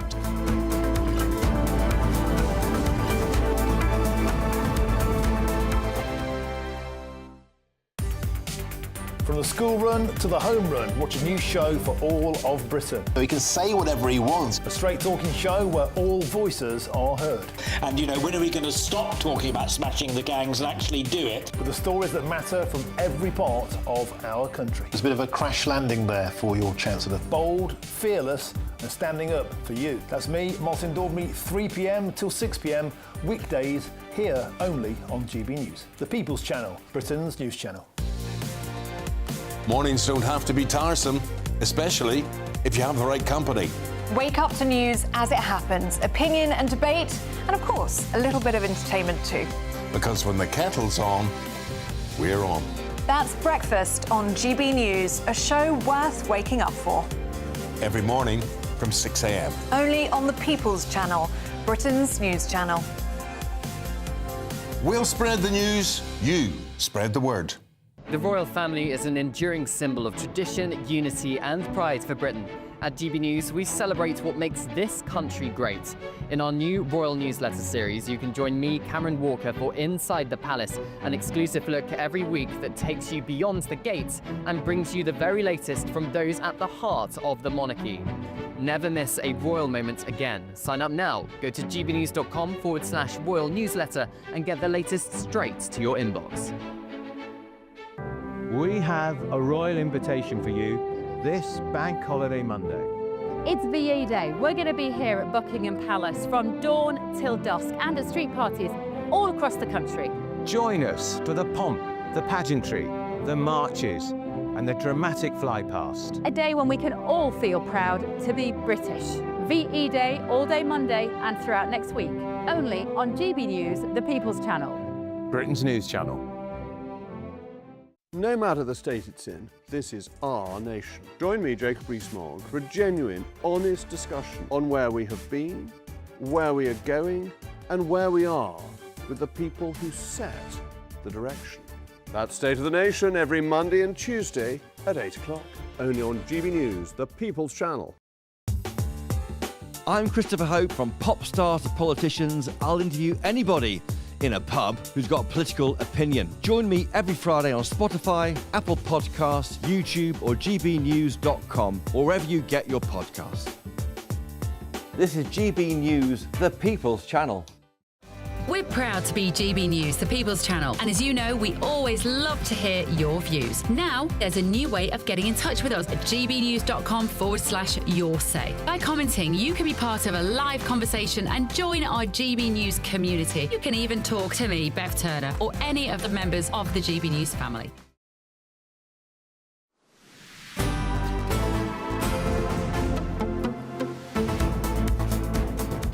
Right, good afternoon, Britain. It's 1:27, and yes, the political results, the local elections are coming in thick and fast. Reform have taken control of two councils now, Staffordshire and Lincolnshire, sending a shockwave through the political world. But in other news, there are other things going on apart from politics.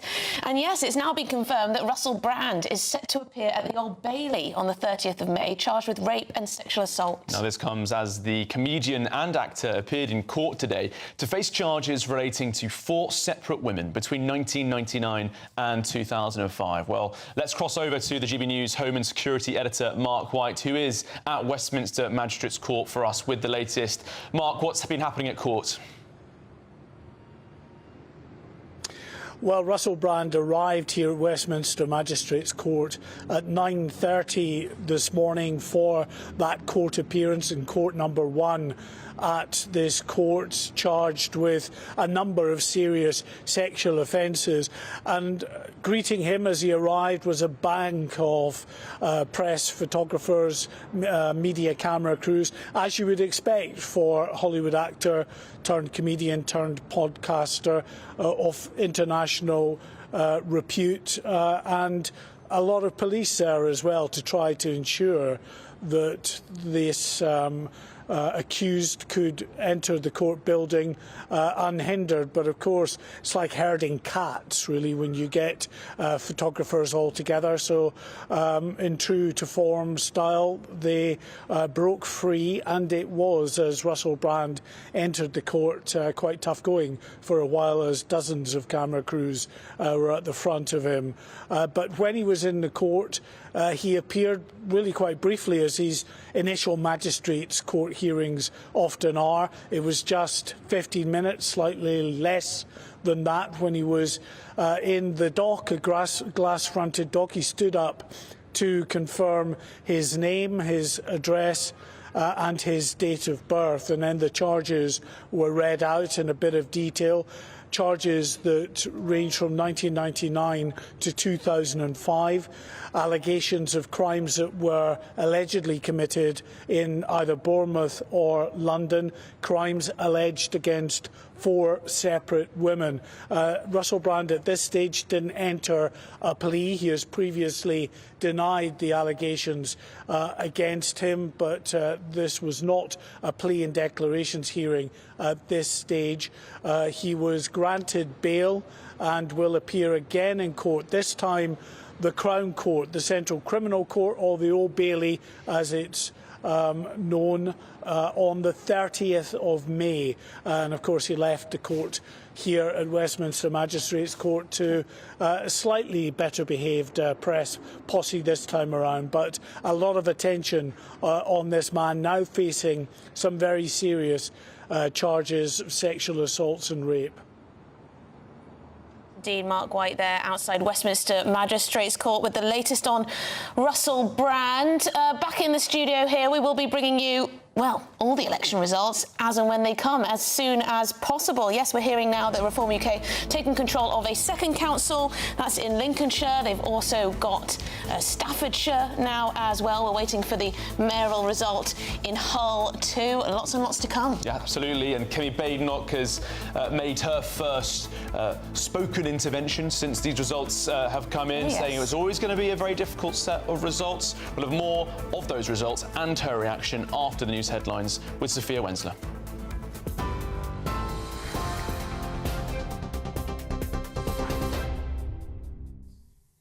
Charlie, Emily, thank you. Good afternoon. Your headlines at 1:31. Reform UK has won the first by-election of the new Parliament in Runcorn and Helsby in a blow to Prime Minister Sir Keir Starmer's Labour Party. And I do hereby declare that Sarah Joanne Pochin is duly elected as a Member of Parliament for the Runcorn and Helsby constituency. After a recount was called in the early hours of this morning, it was announced that Reform's Sarah Pochin had beaten Labour's Karen Shaw by just 6 votes. Reform won 12,645 votes, while Labour won 12,639, with the Tories winning just 2,341 votes. Meanwhile, Reform UK leader Nigel Farage has criticised the Prime Minister for failing to turn up, calling him a coward. But Sir Keir Starmer has responded, saying Labour will go further and faster. The results are disappointing, and I could stand here and say to you, opposition parties always do well in by-elections like this. It was very close in Runcorn, etc., etc. But what I want to say is my response is we get it. We were elected in last year to bring about change. That's what people desperately want. We started that work. The NHS waiting lists are down. Wages are up more than prices. Interest rates are down. But the message from these results, I think, is go further, go faster. That chimes with what I want to do. Elsewhere, Reform has won full control of Staffordshire and Lincolnshire county councils and its first mayoral election in Greater Lincolnshire. It comes as ballots continue to be counted across the country. Meanwhile, overnight, Labour won North Tyneside, Doncaster and West of England mayoralty, despite plummeting polls. Meanwhile, Tory leader Kemi Badenoch has just issued her first public comment since the local elections yesterday, amid mounting losses for her party. Taking to social media site X, she said, "I'm determined to win back trust." In other news, Russell Brand has been granted bail after appearing at Westminster Magistrates Court, charged with rape and sexual assault. The comedian and podcaster has been charged in connection with involving 4 separate women between 1999 and 2005. Mr. Brand, who now lives in the United States, has denied all the charges. In a video posted to his social media account in April, Mr. Brand said that he had never engaged in non-consensual activity and that he looked forward to defending himself in court. It's understood Mr. Brand is being represented by defence lawyer Oliver Schneider-Sikorsky, who successfully defended the Hollywood actor Kevin Spacey against sex assault allegations in 2023. Now, JD Vance has said the war in Ukraine is not going to end anytime soon during an interview with Fox News. The US Vice President said the question facing the US now is how it can help Russia and Ukraine find middle ground to end the conflict that's been raging for more than 3 years. Vance praised the US President's efforts. I really don't believe that any person, of the 8 billion people in the world, I don't think anybody could have gotten this deal done other than Donald J. Trump. When I say this deal, I mean getting these guys to actually propose a peace settlement, but it's going to be up to the Russians and the Ukrainians. Now that each side knows what the other's terms for peace are, it's going to be up to them to come to an agreement and stop this brutal, brutal conflict. It's not going anywhere, Brett. It's not going to end anytime soon. Meanwhile, back in the UK, transgender women will no longer be allowed to take part in women and girls cricket after a change of policy from the sport's governing body. The change in the law was prompted by a UK Supreme Court ruling last month that said only biological and not trans women meet the definition of a woman under equality laws. The England and Wales Cricket Board said with immediate effect, only those whose biological sex is female will be eligible to play in women's cricket and girls' cricket matches. Transgender women and girls can continue playing in open and mixed cricket. And NHS patients will be prescribed weight loss jabs at pharmacies as part of Britain's war on obesity, according to reports. It's understood that health officials are poised to announce trials to significantly widen access to the revolutionary injections. They will allow NHS patients to get the jabs directly from pharmacies after a short consultation. Currently, pharmacies are only offering such services to people who pay for a private prescription. Those are the latest GB News headlines. More in half an hour. For the very latest GB News direct to your smartphone, sign up to News Alerts by scanning the QR code or go to gbnews.com/alerts. What are you so happy about? I've just made a claim. My Claim Group. My Claim Group sponsors the GB News Finance Report. And here's a quick snapshot of today's markets. The pound will buy you $1.3292 and €1.1721. The price of gold is £2,455 and 25 pence per ounce. And the FTSE 100's at 8,567 points. My Claim Group sponsors the GB News Finance Report. Thanks for joining me for your latest weather update from the Met Office here on GB News. Another warm one today in the south, not quite as warm as yesterday. Most places having a dry and a bright day, but there is the risk of a few thunderstorms in southern England close to this weather front. High pressure, though, remains mostly in control as it's shifting over. The winds are changing direction, which is why it's cooling off as we head into the weekend. Still pretty warm in the south, though. Misty and murky conditions around parts of the English Channel coast. Some showers coming into the Highlands and the Western Isles, and a brisk breeze blowing here. But as I said, many places dry and fine in the sunny spell. Still feeling pretty pleasant. Not as warm as the past few days, but temperatures quite widely over the Midlands, southern England up to 20 degrees, 27 possible in the London area. But as we see the heat building here, there is the possibility of a few heavy showers across parts of Wiltshire, Hampshire, towards Surrey and the London area. Hit and miss, but some heavy downpours are possible. For many places, though, it's dry. Quite a bit of cloud across southern parts of Northern Ireland, through northern England and northern Scotland. So still some sunny spells coming through, and a few showers on that brisk and cool westerly breeze across the far north. That westerly breeze will start to shift more from the north as we go through the night. Any of those heavy thundery showers across the south will fizzle out through the evening, and most places will be dry. Some of the mist and low cloud could just move around into the coast of southeast England and East Anglia, and we'll see some more showery rain pushing south over parts of Scotland and Northern Ireland, introducing that northerly wind, which will bring a cooler feel for all as we go into the weekend. Still quite a warm night, though, across the south, and by and large a fine day here. There is the possibility of seeing some of this showery rain just getting into the far south of England at times, particularly so on Saturday morning, certainly affecting the Channel Isles. Otherwise, though, many places again dry and bright, but as that northerly breeze picks up, we are going to notice things turning quite a bit cooler over the next few days.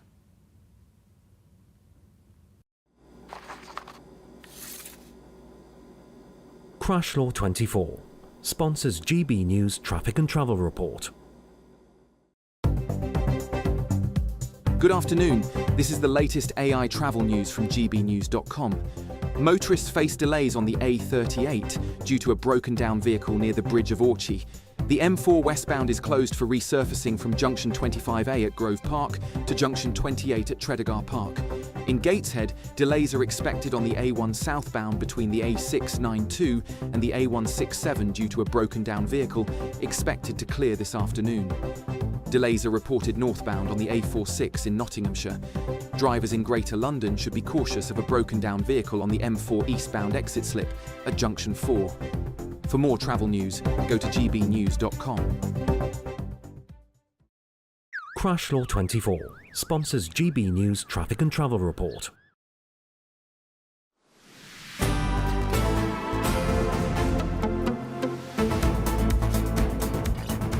Good afternoon, Britain. It's 20 to 2 and we're getting all the latest lines on these remarkable local election results. And we're just hearing now that Reform could end up running Nottinghamshire County Council. There are 25 more results to go, but Reform currently on 23 councillors already, and the Tories are on 12. They are now the only two parties who could possibly run the council, and the local reporters there saying that Reform could do so comfortably.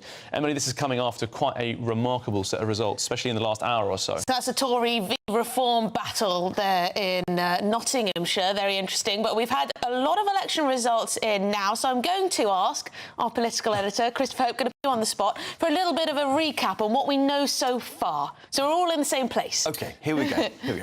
What we know so far is Reform have an extra MP, Sarah Pochin in Runcorn and Helsby. That's a massive deal. The party won it by 6 votes overnight, the closest since records began really counting this way in 1945. They've also won 2 other county councils, Staffordshire and Lincolnshire, and as you say, we're looking towards Nottingham at the moment. So this kind of blue wall, red wall is now a teal wall, if that's the colour that Reform UK operate under. The Labour did win West of England by 6,000 votes. Again, a big turnout, 205,000 were voted there. North Tyneside, Doncaster also held by Labour, but in a few hundred. I mean, a real blow here. A real worry, I think, for the Labour Party.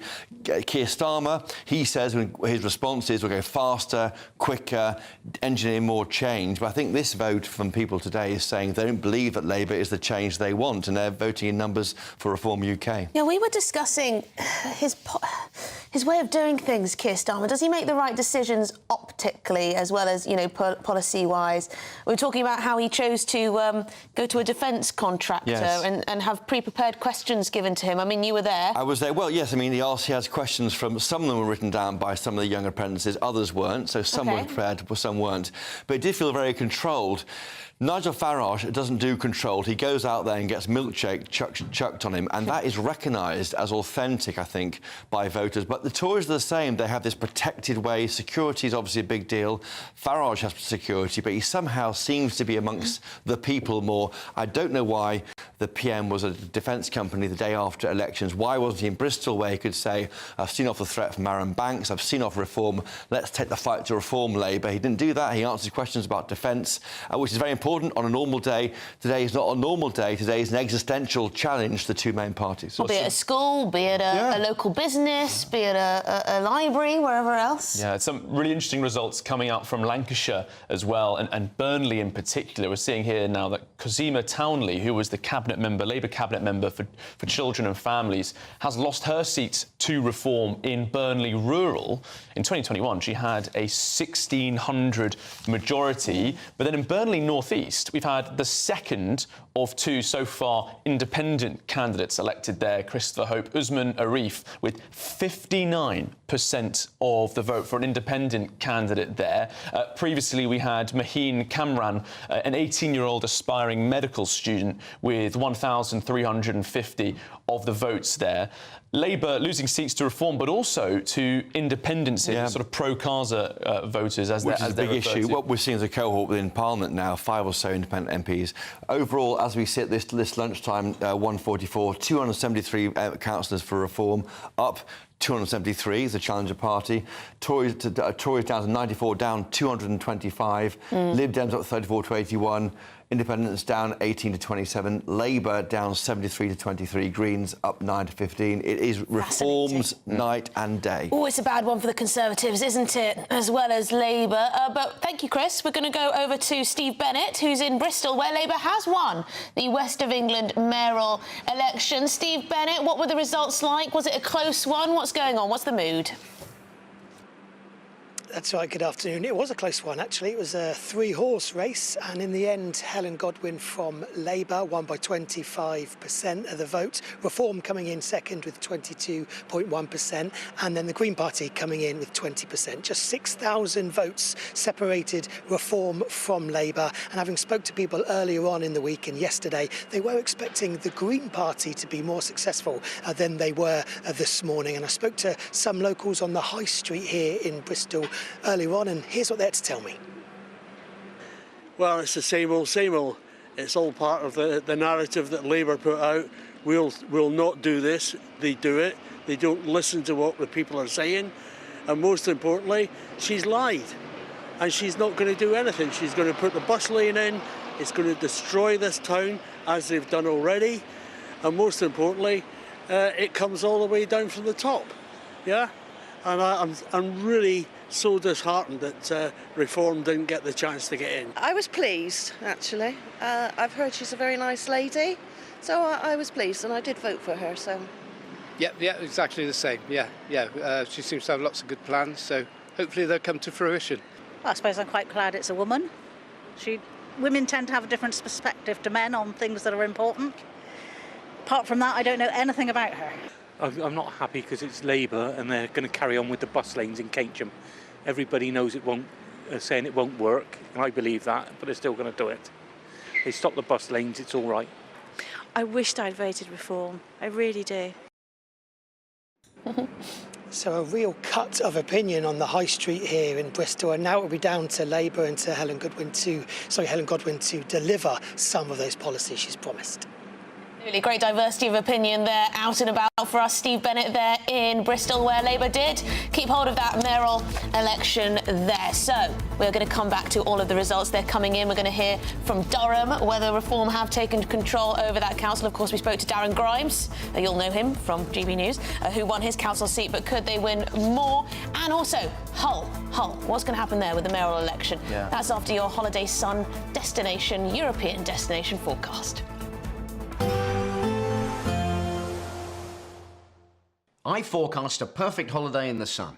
Weather looking good then? For sure, and no worries about our travel insurance. All Clear Travel Insurance sponsors GB News Travel Destinations forecast.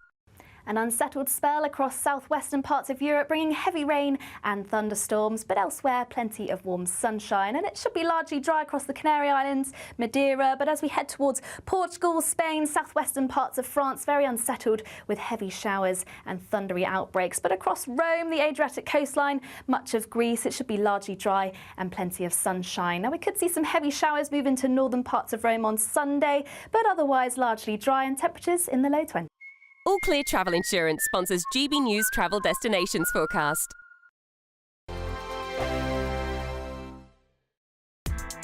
Join me, Nana Akweer, for an informative, interactive news programme with a difference. It's fun. No, he didn't say that, though. I'm so surprised. I think there's an element of truth to that. Join me from 3 p.m. every weekend, only on GB News, Britain's news channel. In the GB Newsroom, we bring you the news as it happens. With our team of dedicated journalists across the UK, we're ready to keep you up to date with what's happening every half an hour, every single day. Bulletins here on GB News, the People's Channel, Britain's news channel. This is GB News, Britain's news channel. This must have been the most difficult time. Yeah, for him, yeah, obviously. But I noticed there's no mention of the one that happened to me when I was a Top Gear presenter, when I ended up upside down in a ditch just outside Ormskirk and had to burrow my way out of the wreckage. Gosh. I was then taken to hospital having been scalped with numerous injuries and was told to keep quiet and not tell anybody about it. And get this, had to ride back from the hospital to my house on a motorcycle. They just keep quiet about it, and they just paid off the guy whose Lotus Classic car was completely written off in the accident.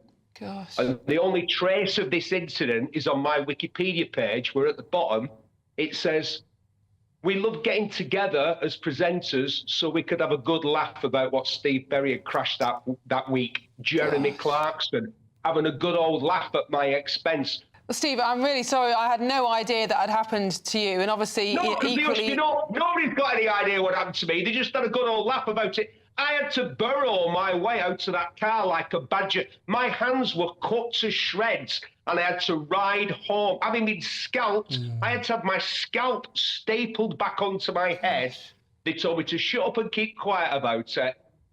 And I got £6,000. The problem for me is it's just dangerous. Once you start messing about with cars and motorbikes, it's just you're rolling the dice every single time you do it. And every so often it's going to come up snake eyes. And it did for Freddie, and I feel sorry for the lad. It's terrible what happened to him.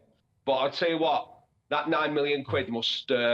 well, it's a dangerous game, isn't it? Steve Berry, thanks indeed for joining us. GB News, the People's Channel.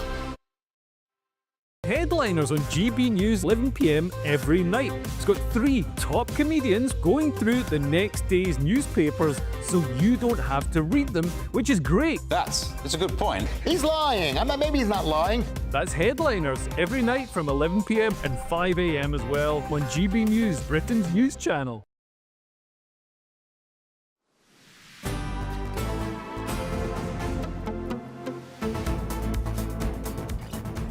Well, good afternoon, Britain. Welcome back. It is 51 minutes past 1 on this momentous day for British politics. Many results coming in all over the country, Emily. Yeah, it's a big one. We're just hearing that Reform have won Durham, are we? Yeah, they've taken their third council with victory in Durham. Nigel Farage's party has now won 49 of the 71 seats declared so far on the 98-seat local authority, and some of those winning candidates include former GBNews presenter Darren Grimes and others. So a significant result there. We're also hearing that Reform is on track to take control also of Nottinghamshire County Council. Yeah, so they've got Staffordshire, they've got Lincolnshire, now they've got Durham, and we're going to head back to Runcorn now to speak to our political correspondent, Catherine Forster. Catherine, Runcorn at the heart of this Reform quake, hearing now that the party has taken control of 3 councils. It's a very interesting day, isn't it? Certainly is. It feels like a seismic shift is taking place as more and more people seem to be turning their backs not just on the Tories that they did at the general election, but also on Labour, because of course this morning here Reform got their first female MP by 6 votes in Runcorn and Helsby. This was Labour's 49th safest seat in theory. Reform overturned a majority at the general election of 15,000. Now, I interviewed the new MP, Sarah Pochin, first thing this morning, shortly after her victory. Let's have a look at what she had to say. People are so fed up with the 2 main parties. They're not the 2 main parties anymore. Reform is one of the main parties, and this movement of energy is going to carry on across the country. What we've done here in Runcorn and Helsby is made history tonight, overturning that a massive Labour majority, and I think it's a sign that people are fed up with both parties. They feel let down by the Tories, let down by Labour, and the Labour have only been in for 10 months, but they're ready for change, and we are going to provide that party of hope. Immigration has been one of the big issues here, hasn't it? Can you tell us a bit about that and what else people have been talking about on the doorstep? Immigration is massive here. Runcorn feels like a dumping ground for illegal immigrants. We've had the Daresbury Hotel, we've got houses of multiple occupancy, so it's a big issue, and people feel unsafe on streets in certain parts of the constituency because of that. So that's definitely something, as you know, very much part of our agenda to tackle that problem. So immigration, a huge issue here, but also change or the lack of it. That's what Labour promised, that one word last year, change. So many people feel that they're not getting it and they're turning to Reform in the hope of that. Let's have a look now. I've talked to a lot of people here. Let's have a look at what some of them had to tell me earlier. I think it's a very strong message locally and nationally that the Labour Party have broken promises at a national level on energy, immigration, and of course locally you see no investments, and there are areas of Runcorn where people are frightened to walk. Females don't like walking around certain areas of Runcorn. So I think it's a message. I think Starmer needs to take a good look at what he's doing. And I think it's just the beginning, really. So I voted Labour, but then I think it was such a call and think they might do something positive for Runcorn. You just never know, but you've just got to give them a fair chance. Where I'm from, North Tyneside, they marginally lost out. And it's a way of the people expressing their disgust at the people that are in, the Labourers and your Conservatives, the promises. And they're never ending, we're going to do this and we're going to do that, kissing babies' heads, and when they get in, they do nothing. But yeah, Reform, yeah, I'd like to see him a little bit more. A huge sense of unhappiness, betrayal's been another word that I've heard. The fact that Labour took away the winter fuel allowance from quite a lot of pensioners, disability benefits coming up a lot. Worth saying, quite a number of Labour MPs are now publicly breaking ranks and criticising the government. Kim Johnson, MP in neighbouring Liverpool, just one of them, saying Runcorn is a warning we can't ignore. Many others expressing similar views. Okay, thank you, Catherine Forster up in Cheshire. Well, we're just hearing now that the Tories have also lost control of Devon, and we're also hearing from Robert Jenrick saying he's backing Badenoch and has ruled out a coalition with Reform. It's all go, go, go. And also, we're going to be hearing from Prince Harry and his big security case with the Home Office. That's next. Do not go anywhere.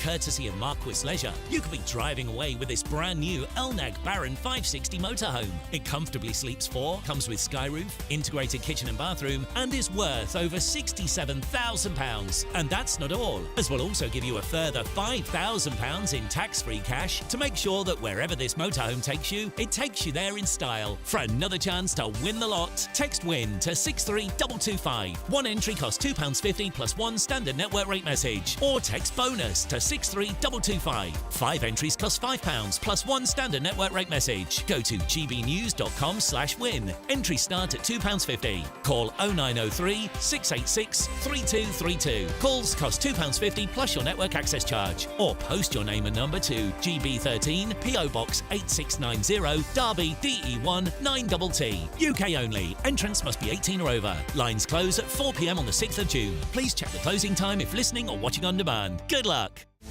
This is Britain's Newsroom, where your voice matters. It's just astonishing. With expert analysis and honest opinion, we don't just keep you informed. We bring you unique perspectives you won't see anywhere else. Can't argue with any of that. When the news happens, it happens here. On Britain's Newsroom, weekdays from 9:30 a.m. Only on GB News. We have a royal invitation for you this Bank Holiday Monday. It's VE Day. We're going to be here at Buckingham Palace from dawn till dusk and at street parties all across the country. Join us for the pomp, the pageantry, the marches and the dramatic fly past. A day when we can all feel proud to be British. VE Day all day Monday and throughout next week. Only on GB News, the People's Channel. Britain's News Channel. What is the state of our economy? What is the state of our National Health Service? What is the state of our schools? What on earth is going on? Understanding Britain means understanding the state we are in. This is State of the Nation with me, Matt Goodwin, Wednesdays, Thursdays and Fridays from 8 p.m. on GB News. From the school run to the home run, watch a new show for all of Britain. So he can say whatever he wants. A straight talking show where all voices are heard. And, you know, when are we going to stop talking about smashing the gangs and actually do it? With the stories that matter from every part of our country. There's a bit of a crash landing there for your Chancellor. Bold, fearless and standing up for you. That's me, Martin Daubney, 3 p.m. till 6 p.m. weekdays here only on GB News. The People's Channel, Britain's news channel. I'm Christopher Hope. From pop star to politicians, I'll interview anybody in a pub who's got a political opinion. Join me every Friday on Spotify, Apple Podcasts, YouTube or gbnews.com, or wherever you get your podcasts. This is GB News, the People's Channel.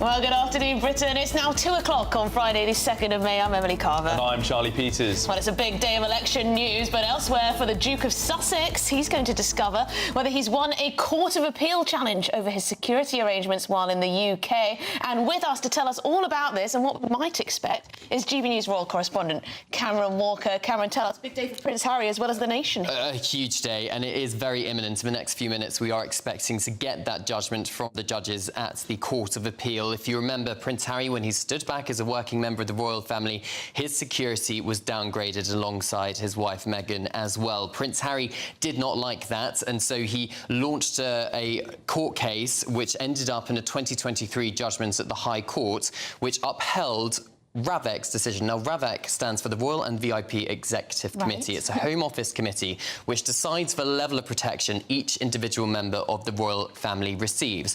And they decided, because of Prince Harry's change in status, that he is not entitled to the automatic 24/7 taxpayer-funded police protection that senior members of the royal family and government ministers get. But Prince Harry's legal team have argued that he's been singled out and he was given inferior treatment. And Prince Harry actually alleged that the reason his security was downgraded was because those men in grey suits inside Buckingham Palace wanted to force him and Meghan to stay in the United Kingdom. Now, Buckingham Palace sources have denied that, but he told The Telegraph when this went to this appeal hearing last month that people would be shocked by some of the private evidence that was heard at this appeal, because there's lots of national security issues to do with this case, which had to be held in private. So we actually don't know all the evidence that was presented to these appeal judges, but we are, in the next few moments, going to decide. They're going to decide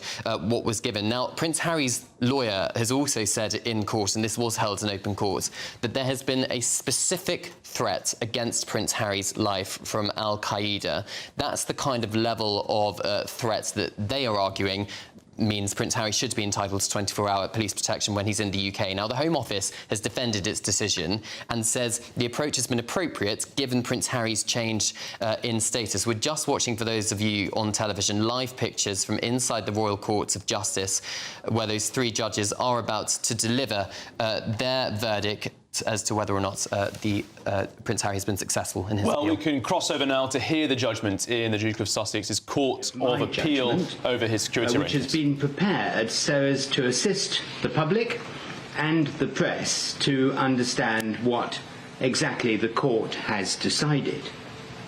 It should, however, be understood by all that the full judgments themselves are the only authoritative version of what has been decided. We will have some hard copies of both the press summary and the full judgments here to let you have after the hearing. But the judgment will be uploaded as usual this afternoon to the case law section of the National.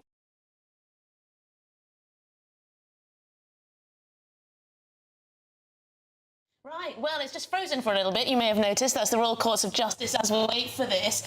Cameron, what can we expect? What are the stakes here for Prince Harry? Well, if he wins, that's a monumental victory for Prince Harry, because it means that the High Court's ruling from 2023 would have been overturned. And what that could mean is that the Royal and VIP Executive Committee of the Home Office is forced to reconsider whether or not to reinstate Prince Harry's 24/7 taxpayer-funded police security. But of course, if he loses, then that is another blow to Prince Harry. Now, he could take it to the highest court in Milan, the Supreme Court, but there'd have to be a pretty, huge matter of public importance for that appeal to be heard at the UK Supreme Court. If there was another specific threat against Prince Harry, and having lost the Court of Appeal case, he could well launch another judicial review because there is then new evidence. But then he's right back to square one, and there's no guarantee that in 2 years' time he'll be right back again losing his appeal. You were talking about there's this evidence that we don't know about. Could that be things like direct threats to his life that we haven't been told about? Yeah, quite possibly. Yeah. And also it would be the kind of level of security arrangements that are given to other members of the royal family, which they wouldn't want in the public domain, because obviously then other members, it will be easier to target other members of the royal family as well, or indeed senior government ministers. Now, he does, of course, have private security. He pays for that in the United States, and they do accompany him over here in the United Kingdom. But with the private security firm, they are not legally allowed to carry firearms when they're in the United Kingdom, and they don't have, crucially, access to MI5 secret intelligence, which the Metropolitan Police have access to. So that's why Prince Harry argues it's inferior. Hopefully we can bring that judgment to you as and when we get it. I think, Cameron, we can go back to the Court of Appeal now, where Sir Geoffrey Voss is speaking. I'm not sure we can go back just now, but Sir Geoffrey Voss is going to be reacting to the Home Office's legal team, who said that the working royal had created a unique set of circumstances by choosing to leave the United Kingdom, Cameron. Yeah, he certainly did. And I think Prince Harry, in his memoir Spare, actually wrote about do you remember the Sandringham Summit of 2020, early 2020, where Prince Harry, alongside his brother William, Charles and the late Queen, were in a room with their most senior age, basically negotiating the Megxit, so-called Megxit deal of Harry leaving the UK. And it was decided then that he couldn't be half in, half out. And he had Metropolitan Police protection in Canada when they first left the United Kingdom in the interim, but then was told that that police protection would be taken away from him, and it was. And he has said in the past that he was pretty shocked by that decision. And of course, in the back of Prince Harry's mind all the time is what happened to his mother in that car crash in Paris. And that was in September 2021 when he started this dispute with Ravek. When he returned for an unveiling of a statue of his late mother, Diana, his car was reportedly chased by photographers, bringing that concern to the forefront of his mind. Yeah, and another incident perhaps in New York is when Prince Harry's spokesperson described him and Meghan's taxi car chase as a near-catastrophic one. There are recollections may vary, as some people who witnessed that car chase through the gridlock streets of New York would perhaps contest Prince Harry's version of events. However, the point still stands that his mother did tragically die in a car crash in Paris, being pursued by paparazzi. She also did not have her police protection with her, because she, of course, by that point had divorced. Then Prince Charles was no longer an HRH, but it was, I must point out, her decision to have that security taken away. This is not Prince Harry's decision to have his security taken away. So if you're just joining us, we are waiting for that Prince Harry security ruling to come from Sir Geoffrey Voss, and we're back. Let's listen. Inferior treatment as compared to all others protected by Ravek. In effect, it had been predetermined in the decision letter that on future visits to the UK, the Duke of Sussex would be provided with a lower level of security than had been provided for him throughout his adult life. This demonstrated, submitted Ms. Fatima, that something had gone wrong with the process. She submitted that the claimant was still subject to the same risks as he was before he stepped back from royal duties, and that the impact of an attack upon him was obviously still just as significant as it has always been. His military service, she said, placed him at particular risk. Although it was not suggested that no security provision had been made, the Duke of Sussex strongly criticised the adequacy of what Ravek had determined was appropriate. I said in my judgment that these were powerful and moving arguments, and I said that it was plain that the Duke of Sussex felt badly treated by the system. But I concluded, having studied the detail of the extensive documentation, I could not say that the Duke's sense of grievance translated into a legal argument for the challenge to Ravek's decision. The legal question, indeed the only question for the court, was whether Sir Richard had failed to follow Ravek's policy without a good reason. From the Duke of Sussex's point of view, I said that something may indeed have gone wrong, in that an unintended consequence of his decision to step back from royal duties and spend the majority of his time abroad has been that he's been provided with a more bespoke and generally lesser level of protection than what he was provided with in the UK before. But that did not of itself give rise to a legal complaint. Did Sir Richard fail to follow Ravek's policy without a good reason? I said in my judgment that Sir Richard had indeed failed to follow Ravek's policy.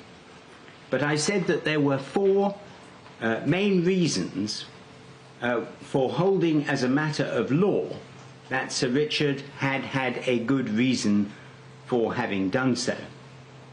First, Ravek's policy was inward-facing and unpublished, and it concerned an area of national importance that was peculiarly within the expertise of law enforcement agencies, Ravek, and the royal household.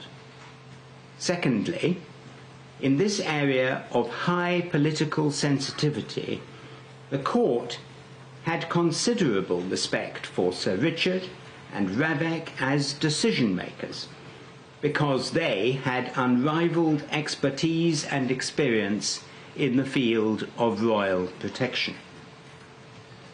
Thirdly, the decision was explained in contemporaneous documentation to the effect that the Risk Management Board would not undertake further risk analyses for the Duke of Sussex because they were no longer required, given the alternative governance arrangements that were to be established on a case-by-case basis for the future.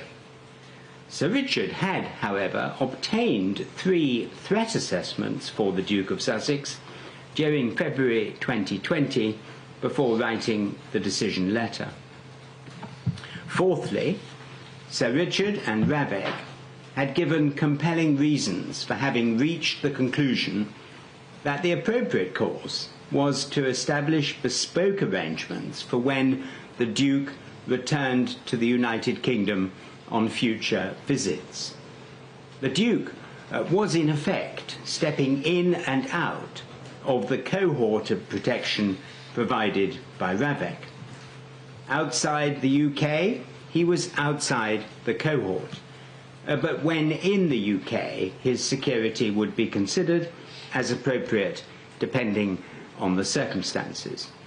It was impossible, I said in my judgment, to say that this reasoning was illogical or inappropriate. Indeed, it seemed sensible. Finally, even if there had been a risk analysis from the Risk Management Board, it would, very likely, have only confirmed the threat, vulnerability and impact levels which the Duke had faced when earlier risk analyses were undertaken.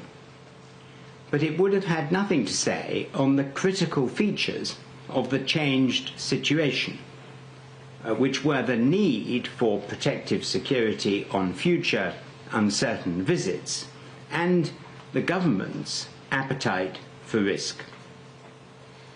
The decisions taken in the decision letter and subsequently were taken, I said in my judgment, as an understandable and perhaps predictable reaction to the Duke of Sussex having stepped back from royal duties and having left the UK to live principally overseas.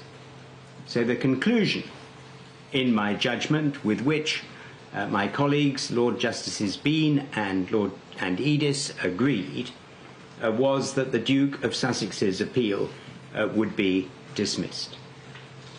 So that concludes this afternoon's hearing. Thank you.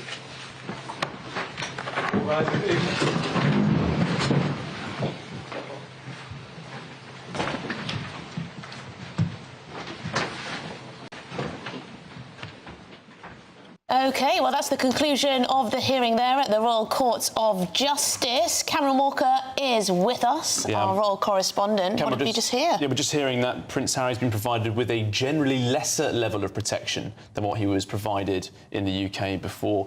But his decision to step back from royal duties, obviously, but that did not give rise to a legal complaint. Well, quite, and it appears that... I just got a little notification there which should give us more clarity.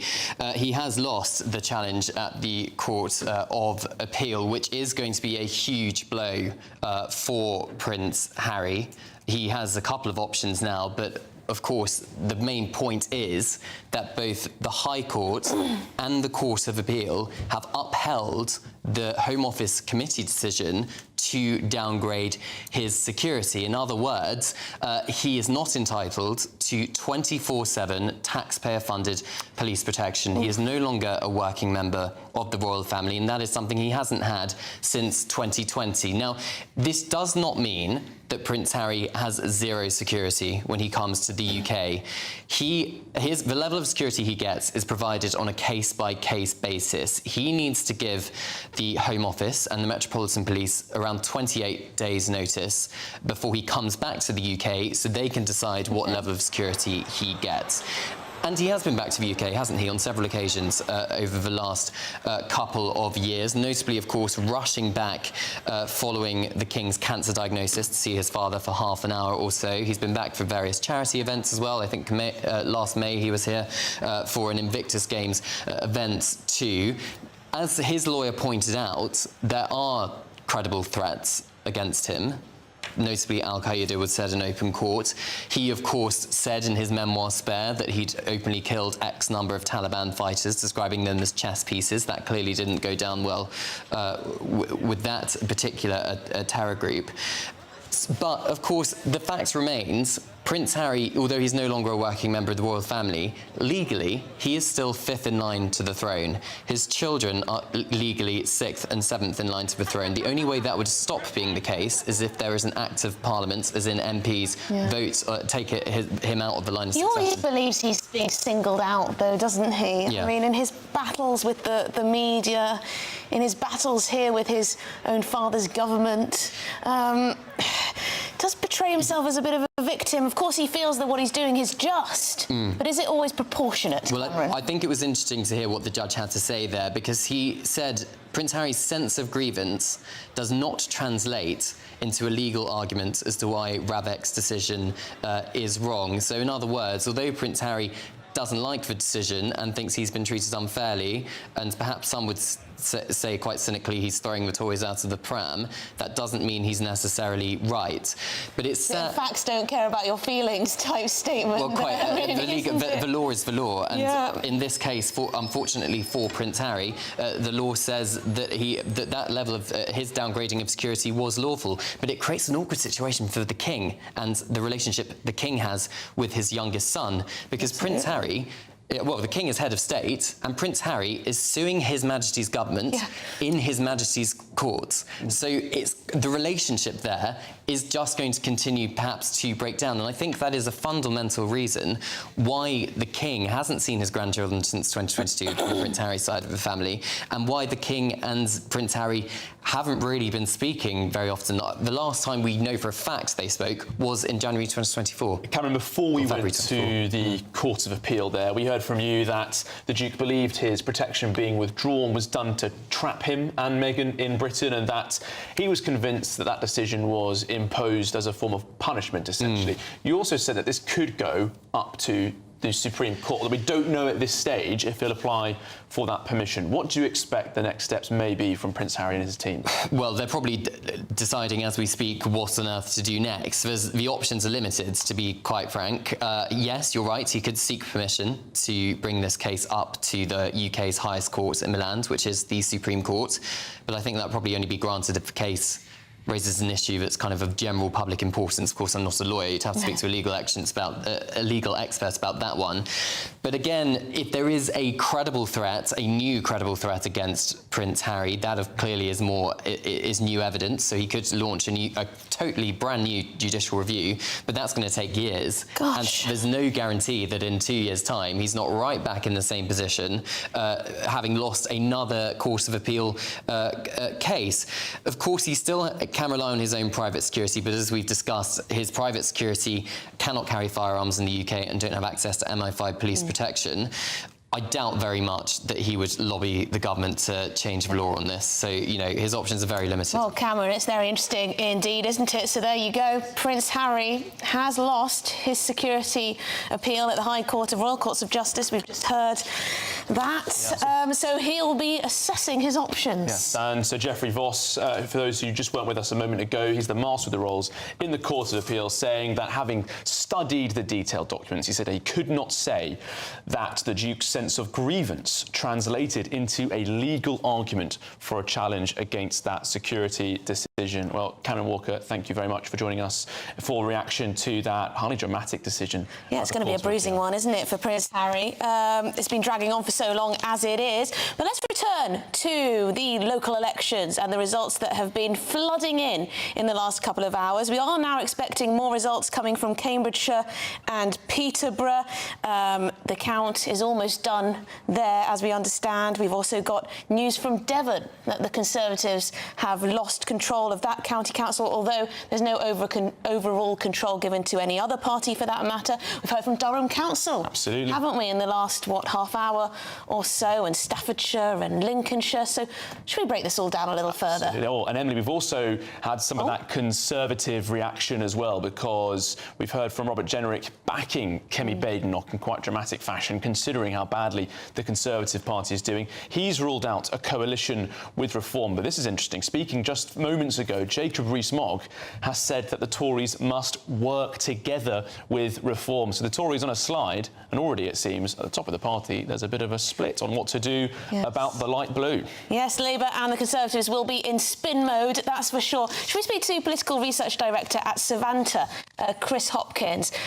Chris, where do we start? I suppose your overall analysis of what we've seen so far and what we might expect from the rest of the day. I mean, so far it's been huge for Reform UK. I think we probably expected that going into the local elections. Obviously, you know, we're in a really fragmented state of British politics at the minute, where no one party is doing anything in the polls, frankly. No one party is really above 25%, and that does create some odd results. But Reform UK are really able to come through and capitalise. And given the high watermark that the Conservatives were on when these seats were last up in 2021, Labour should be the ones capitalising, especially after their landslide general election victory last year. But they're just not able to do that. They haven't had much of a honeymoon. You know, their personal ratings for the leaders and the cabinet members have really tanked. And Reform UK are just able to come through the middle. Just got some good news for the Conservatives. They've won the Cambridgeshire and Peterborough mayoralty. So they've won that. That is a Conservative gain. Paul Bristow, the Conservative candidate, has won that. So there we go, just to break it up with some breaking news there. It's all coming in thick and fast, isn't it? Absolutely. And Emily and Chris, you've just heard from John McDonnell, the former Chancellor, saying that he's now worried that Labour may lose the next election. The big focus in Labour we're seeing this morning, we've had Dan Carden, head of the socially conservative Blue Labour group, one Scouser, reacting to the loss in Runcorn, and then Kim Johnson, another Liverpool MP from the socialist wing of the party, saying that actually we need to take the party in another direction. That's going to be a big question now for Labour strategists, which way to go. Yeah, absolutely. I mean, I think we knew the general election that Labour's electoral coalition was built on sand, basically. It was incredibly, you know, it could collapse at any minute, and I think it is already starting to do that. I mean, it's going to be really challenging for the Labour Party to know what to do now, because, you know, if they go after Reform UK voters or go after that type of voter from government, then they risk alienating a lot of their core votes to the Liberal Democrats and the Greens, and that's going to be the real challenge for the Labour Party going forward, I think. Yeah, Chris, I've got a feeling that Keir Starmer will continue as is.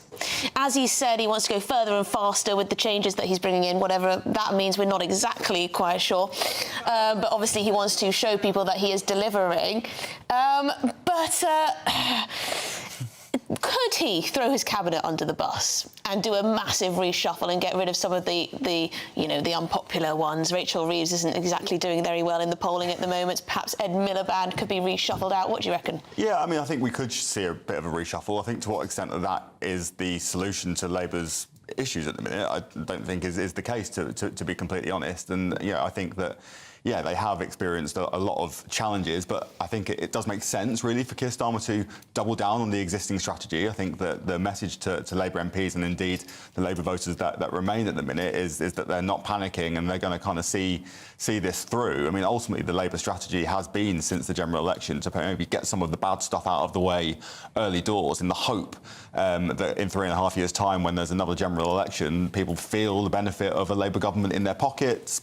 But public opinion is quite fickle. It's really difficult. Sorry to interrupt you. It's very interesting, this result that we've just heard from Cambridgeshire and Peterborough, the mayoral election. So Conservative Paul Bristow has gained that mayoral ticket, or whatever you want to call it, from Labour. So the Conservatives have gained something from Labour. Is there something special going on in that area? I mean, I think the local candidate, generally has always done quite well, even when he lost his seat. I think in 2024 there, I think he lost it narrowly and kind of bucked the national trend of how the Conservatives did in 2024. I think even he lost the by-election, I believe, in 2019 in Peterborough, but ended up winning the general election a few months later. voters. So clearly he has a name brand in the area, and I think that that's probably helped. But ultimately, you know, I think it's a difficult it's quite a bellwether seat, and it doesn't surprise me that Labour have ended up losing it. But this is probably the only piece of good news I think that the Conservatives are going to end up having today. Chris, we're seeing so much focus on reform taking votes away from the Labour Party, but there's not been that much attention on the independent candidates doing the same. We've seen this morning that Maheen Kamran, a candidate who pledged to end free mixing between men and women, winning a seat in Burnley. Also in Lancashire, in Pendle, we've had Azhar Ali, elected by 900 votes as an independent there, previously the Labour group leader. Where do Labour move if they've got reform sifting away votes on one side and these independent candidates with politics which are, let's be frank, totally different from the rest of the electorate coming forward in another avenue? Yeah, I mean, I think at this set of elections, at least, those independent candidates are going to be quite an isolated issue, and therefore I think it will probably get brushed under the rug a little bit by the Labour Party. I mean, the vast majority of the council seats that we're seeing for in this set of local elections are really in Tory shires, ultimately. You know, come London mayorals or elections in more metropolitan areas, this could be a massive issue. This is an alarm bell for those bigger seats, the cities and where... we saw it last year in the general election. You know, I think the Labour strategy ultimately ended up delivering a huge majority, and you know that must be applauded in terms of the sort of electoral efficiency that they displayed. But there was some collateral damage. Jonathan Ashworth was the face of that, I think. But there were other seats in other metropolitan areas that they did lose, and it is going to continue to be an issue for Labour. And yeah, it's going to be a really difficult needle to thread, because you can't have a single strategy that's going to win voters back across the Labour's electoral coalition. They're going to have to make a decision, and I'm glad I'm not the one making it. Yeah, it is going to be very difficult for the Labour Party to know which direction to go in. It is impossible in politics to please everyone. Of course it is. But as you say, you need to have a coalition of voters. And at the moment, it does look like it's very much on sand. Of course, not the whole country is voting today or voted yesterday. A lot of the country has been left without the chance to vote. But this is a strong indicator of the direction of travel. And it looks as though the Labour Party and the Conservatives are getting a right royal kicking. Yeah, I mean, I think the Labour will be able to spin this because they're not defending loads this time, and that's because of how well the Conservative Party did in 2021. I think when we get the final you know, up and down for a number of seats lost by the Conservatives, I think it's going to look very bad, and I think Labour might be able to get away with that. Plus, ultimately, they did hold a couple of mayoralties last night, which I think they'll point to, and in the end, you know, the first by-election of their time in government, governing parties don't tend to win by-elections, and they lost it incredibly narrowly. So I think that there is a way to spin out of this. Interestingly, overnight, there was very little sort of emphasis on the Conservative Party, because most of the counts overnight tended to be the ones where Labour were defending, the few places that Labour were defending, particularly in Northumberland, and I know we've had Durham today. But I think, you know, coming back to Reform UK, I think it is really interesting that they are taking votes from both the Conservative Party and the Labour Party. Might not necessarily be direct churn. We might not be seeing complete. If Labour are down 18 and Reform are up 18, it might not be completely direct sort of voter movement in that sense. But they are parking their tanks on Labour's lawn, and they are parking their tanks on the Conservative lawn, and it's going to be, you know, they are major players in UK politics now. Yeah, well, Chris Hopkins, thank you very much indeed for your insight on this, Political Research Director at Savanta. I mean, Charlie, I wonder how concerned our viewers and listeners are about this Maheen Kamran, Gaza independent. Yeah, well, appears to not believe that men and women should be mixing in certain areas, and she's won. Yes, in Burnley Central East. She's just 18 years old. And bit worrying, isn't it? Tom Scottson, a reporter from Politics Home, he was up in Burnley last week. Well, I think probably the most extraordinary report from the pre-election period. He met this 18-year-old candidate who said that she was motivated to enter politics by the war in Gaza. She believes that a genocide is taking place, and she went on to say that Muslim women aren't really comfortable with being involved with Muslim men. I'm sure we can have segregated areas, segregated gyms where Muslim women don't have to sacrifice their health. Really quite extraordinary political language. We've also had another... This is a young woman who's gone through our education system, has grown up in this country, born here in this country. country, I believe, and she has those views, putting them out there. I mean, There was a broader campaign from some of the independent candidates in Burnley North East. Usman Arif there, who I think is also being re-elected. He said he hoped he could secure his re-election on the back of momentum against that war in Gaza, but also he referred to campaigning on fixing local issues such as potholes and providing safer streets. But Labour... Azhar Ali, as well, as you mentioned earlier, he was booted out of the Labour Party, wasn't he, for anti-Semitism, and he's won as an independent. So there you go, there's always the independent route. It's showing this issue is having a lasting effect, these independent candidates. They're here to stay, Emily, they're here to stay. Well, this is Good Afternoon Britain on GB News. We're going to have lots more reaction, analysis and, of course, live results coming in. I want to find out about who's going to be the mayor for Hull. We'll hopefully find that out soon. We're also going to be speaking to Defence Minister Luke Pollard after the headlines.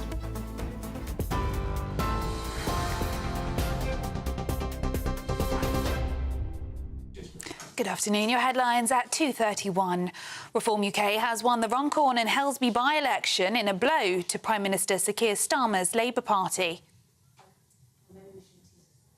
And I do hereby declare that Sarah Joanne Pochin is duly elected as a Member of Parliament for the Runcorn and Helsby constituency.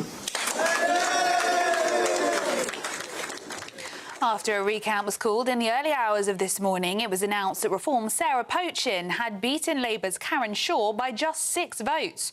Reform won 12,645 votes, while Labour won 12,639, with the Tories winning just 2,341 votes. Meanwhile, Reform UK leader Nigel Farage has criticised the Prime Minister for failing to turn up, calling him a coward. But Sir Keir Starmer has responded, saying Labour will go further and faster. The results are disappointing, and I could stand here and say to you, opposition parties always do well in by-elections like this. It was very close in Runcorn, etc., etc. But what I want to say is my response is we get it. We were elected in last year to bring about change. That's what people desperately want. We started that work. The NHS waiting lists are down. Wages are up more than prices. Interest rates are down. But the message from these results, I think, is go further, go faster. That chimes with what I want to do. Elsewhere, Reform has won full control of Staffordshire and Lincolnshire county councils and its first mayoral election in Greater Lincolnshire. It comes as ballots continue to be counted across the country. Meanwhile, overnight, Labour won North Tyneside, Doncaster and the West of England mayoralty, despite plummeting polls. Meanwhile, Tory leader Kemi Badenoch has just issued her first public comment since the local elections yesterday, amid mounting losses for her party. Taking to social media site X, she said, "I'm determined to win back trust." In other news, Prince Harry has lost his Court of Appeal challenge over the downgrading of his security arrangements while in the UK. The Prince's taxpayer-funded protection was changed in 2020 after he stopped being a working royal. He had appealed, with his lawyer arguing that he was singled out for different, unjustified and inferior treatment. Elsewhere, Russell Brand has been granted bail after appearing at Westminster Magistrates Court charged with rape and sexual assault. The comedian and podcaster has been charged with indecent... involving 4 separate women between 1999 and 2005. Mr. Brand, who now lives in the United States, has denied all the charges. In a video posted to his social media account in April, Mr. Brand said that he had never engaged in non-consensual activity and that he looked forward to defending himself in court. It's understood Mr. Brand is being represented by defence lawyer Oliver Schneider-Sikorsky, who successfully defended the Hollywood actor Kevin Spacey against sex assault allegations in 2023. And a new picture showing a smiling Princess Charlotte has been released by Kensington Palace to mark her 10th birthday. The Princess of Wales took the photo on an iPhone during a visit to Cumbria earlier this year. The photograph was published on her parents' social media account with the caption, "Happy 10th birthday, Princess Charlotte." Those are the latest GB News headlines. More in half an hour. For the very latest GB News direct to your smartphone, sign up to News Alerts by scanning the QR code or go to gbnews.com/alerts. What are you so happy about? I've just made a claim. My Claim Group. My Claim Group sponsors the GB News Finance Report. Here's a quick snapshot of today's markets. The pound will buy you $1.3292 and €1.1743. The price of gold is £2,442 and 65 pence per ounce. And the FTSE 100's at 8,595 points. My Claim Group sponsors the GB News Finance Report. Thanks for joining me for your latest weather update from the Met Office here on GB News. Another warm one today in the south, not quite as warm as yesterday. Most places having a dry and a bright day, but there is the risk of a few thunderstorms in southern England close to this weather front. High pressure, though, remains mostly in control as it's shifting over. The winds are changing direction, which is why it's cooling off as we head into the weekend. Still pretty warm in the south, though. Misty and murky conditions around parts of the English Channel coast. Some showers coming into the Highlands and the Western Isles, and a brisk breeze blowing here. But as I said, many places dry and fine in the sunny spell. Still feeling pretty pleasant. Not as warm as the past few days, but temperatures quite widely over the Midlands, southern England up to 20 degrees, 27 possible in the London area. But as we see the heat building here, there is the possibility of a few heavy showers across parts of Wiltshire, Hampshire, towards Surrey and the London area. Hit and miss, but some heavy downpours are possible. For many places, though, it's dry. Quite a bit of cloud across southern parts of Northern Ireland, through northern England and northern Scotland. So still some sunny spells coming through, and a few showers on that brisk and cool westerly breeze across the far north. That westerly breeze will start to shift more from the north as we go through the night. Any of those heavy thundery showers across the south will fizzle out through the evening, and most places will be dry. Some of the mist and low cloud could just move around into the coast of southeast England and East Anglia, and we'll see some more showery rain pushing south over parts of Scotland and Northern Ireland, introducing that northerly wind, which will bring a cooler feel for all as we go into the weekend. Still quite a warm night, though, across the south, and by and large a fine day here. There is the possibility of seeing some of this showery rain just getting into the far south of England at times, particularly so on Saturday morning, certainly affecting the Channel Isles. Otherwise, though, many places again dry and bright, but as that northerly breeze picks up, we are going to notice things turning quite a bit cooler over the next few days.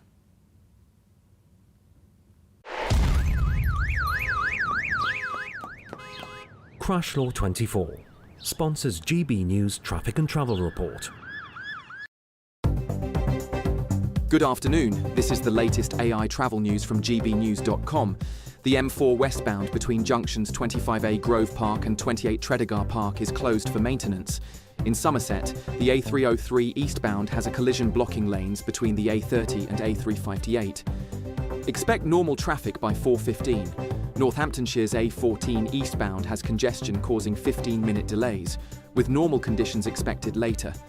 Delays occur on the M60 anti-clockwise in Salford due to a load spillage. Anticipate normal flow by 5. On the M23 northbound in Surrey, a broken down vehicle affects one lane.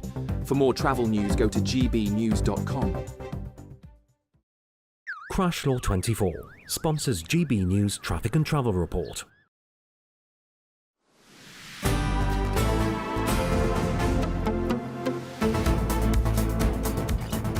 Good afternoon, Britain. It's 39 minutes past 2. You're watching GB News with me, Charlie Peters, and Emily Carver. You are indeed, and it's been a big day. After a big night, after a big morning, it's a big afternoon because, of course, all these election results are streaming in. As it stands, Reform are up 393. The Conservatives are down 342. The Lib Dems have picked up some. They're up 60. And Labour is down 107. Well, speaking of Labour being down, we're joined now by one of their defence ministers, Luke Pollard. Luke, Sir Keir Starmer has said that his reaction to these results is to go further and faster. Is he doubling down on a record of failure? No. What he's doing is implementing the manifesto that we were given an enormous mandate to deliver in the general election last year. Going further and faster means building more of the homes that Britain needs, because we haven't built enough homes for decades. It means repairing the damage done by the Conservatives to the National Health Service, building the hospital extensions that were left unfunded, creating more GP appointments by hiring more GPs that weren't hired by the last government. And for my area in particular, in defence, it means increasing defence spending to 2.5% of GDP by 2027 and making sure more of that money is spent with British companies rather than foreign ones. So, Luke, I just worry that a lot of people, those all sound like fantastic things, but a lot of people, when they hear further and faster with the same thing, they'll feel like the Prime Minister is doubling down on things like scrapping the winter fuel payment for 10 million pensioners. They'll think he's doubling down on raising taxes. They'll think he's doubling down on various benefit cuts. Well, we've had to make some tough decisions. We haven't shied away from that. Certainly, you know, when we were elected to office in July last year, being confronted as a new minister with a multi-billion pound gap in your department spending because it wasn't declared by the last government meant that you had to take decisions that we weren't expecting to, nor would we have made if it hadn't been for the enormous mess the Conservatives left. But that's why when we do those decisions, and we took them at the time, we did that in order to stabilise the economy, to make sure that our public finances are in order. And because of that, we've been able to invest £20 billion into the National Health Service. That means waiting lists in the NHS are now coming down. The 6th month in a row that NHS waiting lists are coming down. Instead of them going up each and every month under the last government, they're coming down. Now, we know we've got more to do there, but that's a good sign that the plan for change is working, that it's going in the right direction. We've seen the forecasts for economic growth slashed, haven't we? We've seen business confidence slashed. We've seen small businesses suffering under the burden of these national insurance hikes and everything else that goes with it. Confidence on the high street. We've had the Chancellor Rachel Reeves being pictured outside the Beale's department store, which is closing its final shop on the high street. And what have they got a picture of? The Chancellor Rachel Reeves. Isn't this the problem, that there's no trust when it comes to the economy, Luke? Well, we certainly need to rebuild the trust that was lost by the appalling handling of our economy by Liz Truss. Emily, I think you're right there. But actually, let me correct you. The autumn statement, the spring statement that the Chancellor gave actually revised up growth from the OBR over the course of this Parliament. So we know we've got more to do. And I think the real challenge I found this when I was knocking doors in Bristol, an area that Labour won the mayoral election yesterday, is that people know that there's a mess. They know that we inherited a mess. They just want to see the change that we promised delivered faster. And I think they're entirely right to be impatient, because I'm impatient for that change as well. I want to see us build more houses and deliver more. It's not just people in Bristol who are asking for change, it's also them in Burnley. In Central East, a seat that was previously held by Labour, it's now gone to an independent candidate, Maheen Kamran. She's an 18-year-old aspiring medical student, and as part of her pitch to locals in Burnley, she said that she wanted to end free mixing between men and women, saying there are problems and that she needed segregation between the genders. Now, how is Labour going to win back those voters? Well, that's a local council race that, to be fair, I haven't been following as a Plymouth MP at a local level. But from what you've told me, that's not a position that I back, and that's not a position the Labour government backs. Look, Britain's at our best where we celebrate the diversity that we've got and celebrate it a key to our British values. Our British values, those that I ask our armed forces to defend and protect, are about making sure that we respect equality, that we value the contribution, but we also don't accept values that aren't British. And that's segregation. Segregation's not a British value. It's not something we should be supporting. And certainly what we have to do is make the case to the electorate that we can improve the country, we can deliver the promises that we were given the enormous mandate last year to do. We've made good progress, but we've got a lot more to do. But I think we should, when in doing that, we should be absolutely clear about our values and what works. And I would suspect that even though I might have been on one side of the electoral contests yesterday, nearly every single party with whatever colour rosette would not be happy with those comments that you just read out. OK, Luke Pollard, well, thank you very much for joining us on GB News this afternoon, Labour MP, Defence Minister. And let's cross live now to East Yorkshire, because we're joined now by the Deputy Leader of Reform UK, Richard Tice. You're there where the Hull and East Riding Mayor result is expected shortly, Richard, and you think you're going to win it, don't you?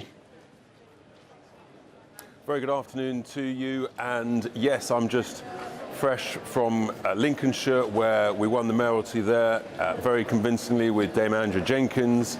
We've secured control of the council, and so we're fantastic results there. And yes, I think everything I'm hearing and seeing, I'm confident that the brilliant Luke Pollard is going to win here this afternoon in the declaration, I think in the next hour or so, and he'll be a fantastic advocate for Hull and East Yorkshire. So yeah, it's been a very, very extraordinary, successful night and day for Reform UK. I think we've won almost 400 councillors.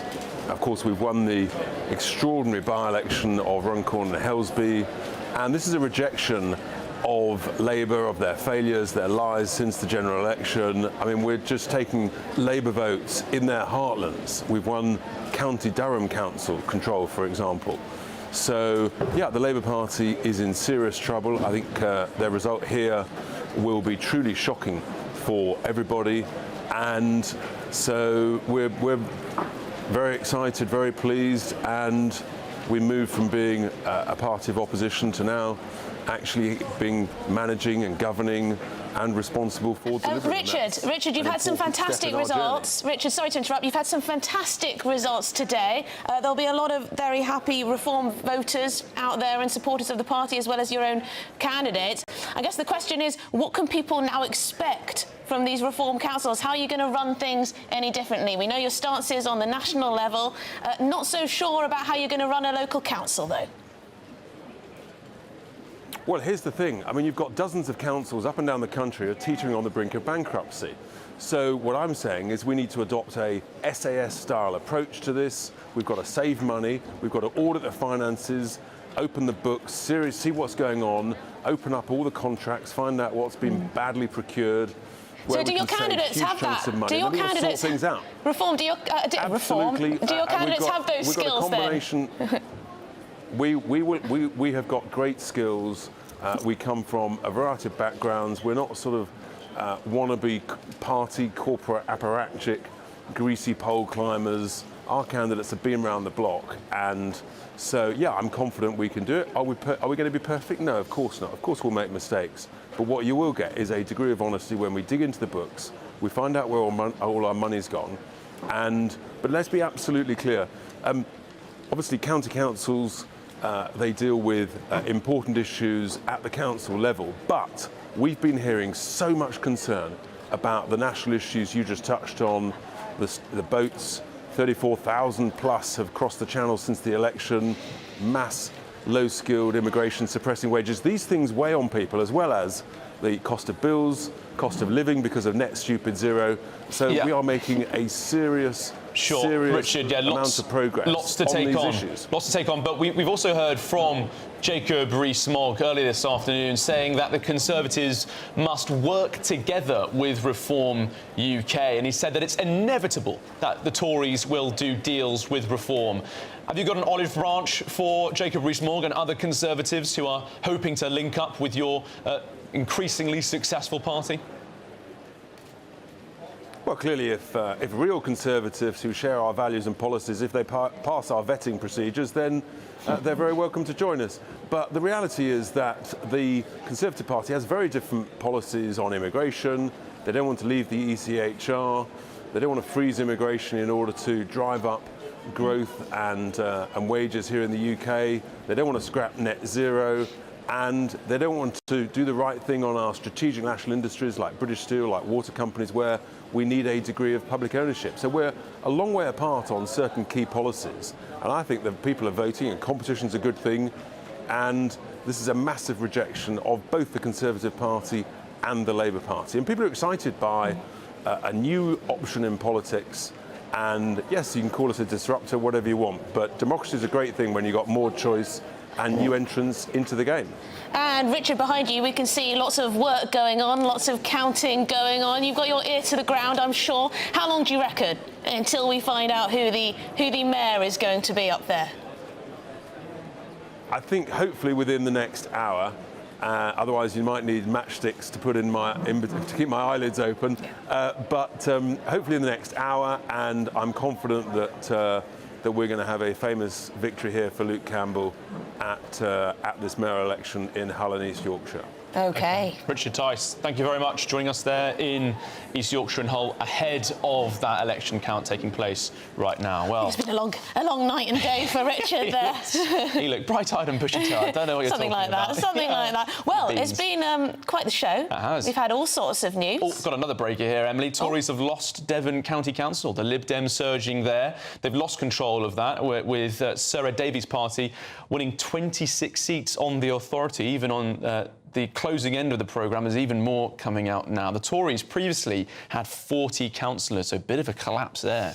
Yeah, it is a bit of a collapse. Kemi Badenoch saying, you know, it was always going to be tough, we've got to continue on, etc., etc. Does something need to change? And does something need to change when it comes to Keir Starmer? I mean, we spoke to Luke Pollard, the Defence Minister, just then before Richard Tice. He said, well, the government's going to continue on its programme of building houses, for example, and in terms of boosting people's paychecks, etc., etc. But is it enough? Do people feel better off? A lot of people saying that they don't. Yeah, and I have to tell you, we had two really strong Labour guests on today speaking about their party's plans in reaction to this, but neither of them wanted to deal with the issue, Emily, of the independent candidates, particularly this new person elected in Lancashire on that county council, saying that they want to bring in gender segregation, but neither Labour figure there really wanted to take that on, with Luke Pollard saying, well, you know, we'll stand up for British values. But the problem they've got is it seems that lots of people don't. Well, this is a difficulty How are you going to deal with that? How are they going to deal with that in particular? It's most prominent in Labour areas, of course. But so Labour do have to contend with this issue more than the other parties. Absolutely. But it's an issue that's everywhere, really, or at least growing in a lot of places. How do you deal with a problem like sectarianism? Yeah, huge crisis. Well, that's a question to leave you on. One more, because Reform are now forecast to win a fourth council. They're expected to win control now, we're being told, of Kent. The party has now won 29 of the first 42 seats declared in Nigel Farage's home county. Of course, on the front line of the small boats crisis, we're there every day as a channel dealing with that crisis. Well, after what Richard Tice said about all these savings that they're going to make and all these audits that they're going to do, I do hope some of these Reform candidates who've won their seats have some skills in accountancy. Yes, well, they're untested in that sense, but the Kent's leader of that council says an apocalyptic situation for the Conservatives. A lot of worries for Labour as well, as you said, Emily, but Lib Dem surging in the southwest. Yeah. Well, that's all from us. Thank you, Charlie, for sticking with me this afternoon. But we're going to throw over to Martin Daubney. He's going to bring you more and more results. Martin.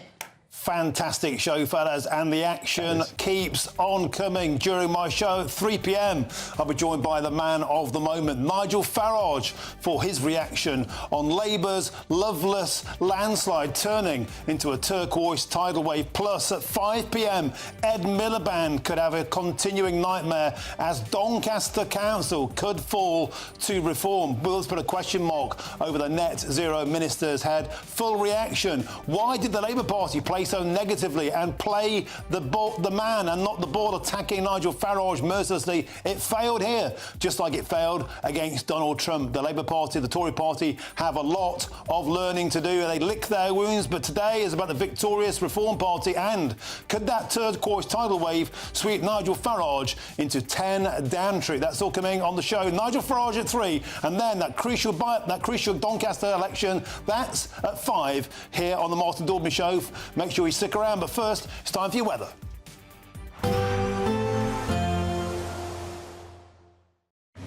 Even though we'll see a cloudy start, it'll be a bright outlook for the rest of the day. Boxed Solar, sponsors of weather on GB News. Afternoon, welcome to your latest weather update from the Met Office here on GB News. Yes, the weather is on the change for the weekend, but for most places, still a decent weekend. Not much rain around, many places seeing some sunny spells, but it will be a lot cooler, but it has been exceptionally warm this week. The warmth and humidity just sparking one or two isolated but heavy showers across parts of southern England. They'll fade through the evening. We'll keep some showery rain across northern and western Scotland as the winds start to switch direction, coming in more from the north, so bringing a cooler feel here. Still quite a warm night across the south. Could turn quite murky around some of the coasts in southwest England. Some mist and low cloud into parts of East Anglia too. It should steadily clear on Saturday morning. The showers, though, will continue to feed into northern Scotland, and as this wind continues to pick up from the north, that will be introducing ever colder feel to the day. A chilly start across the north coast of Northern Ireland too. Quite thick cloud across Northern Ireland. A few showers likely here. Still a lot of sunshine across England and Wales, but as I said, quite murky around some of the coasts in the southeast and East Anglia. And there will be some showers over the Channel Islands. Just the threat that these showers could just get into the far south of England at times, especially on Saturday morning. So there is the chance of a shower or two here. Certainly a few showers will feed into northeastern Scotland, and that breeze will bring a real chill here. But actually with some shelter, much of southern Scotland having a decent day. 15, 16, Edinburgh, Glasgow, that'll feel quite pleasant.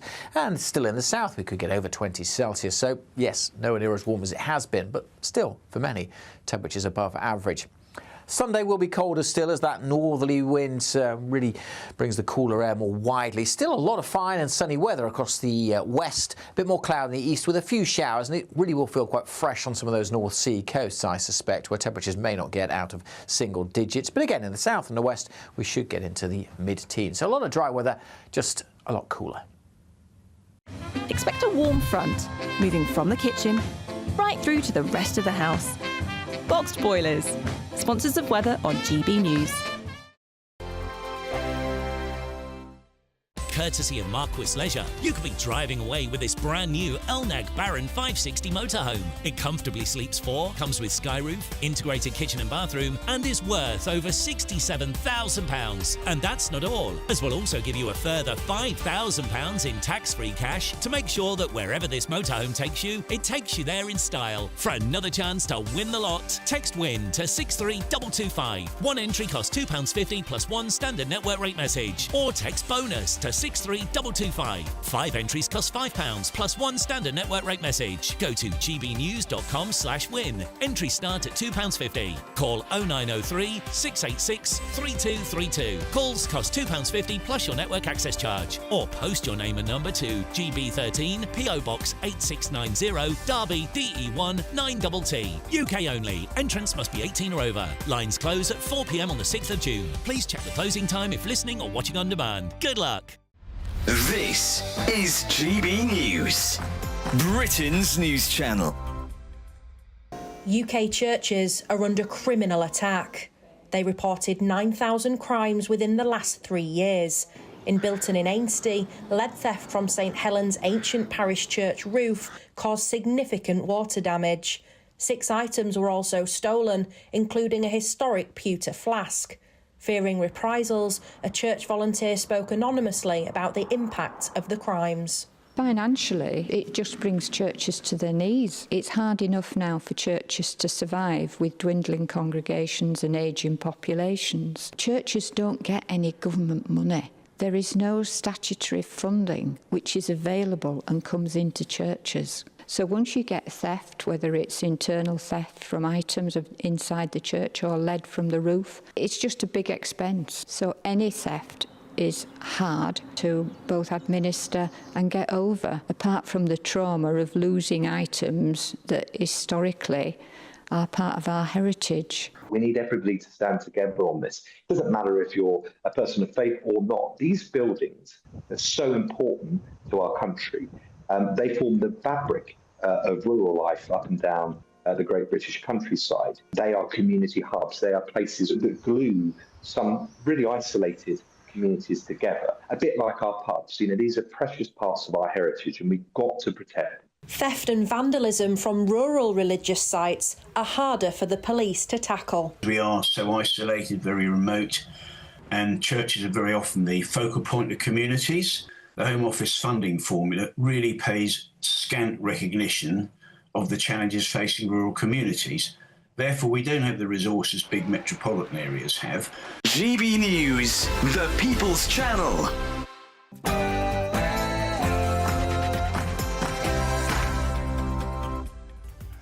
A very, very good afternoon to you and a happy Friday. And what a day it is in politics. It's 3 p.m.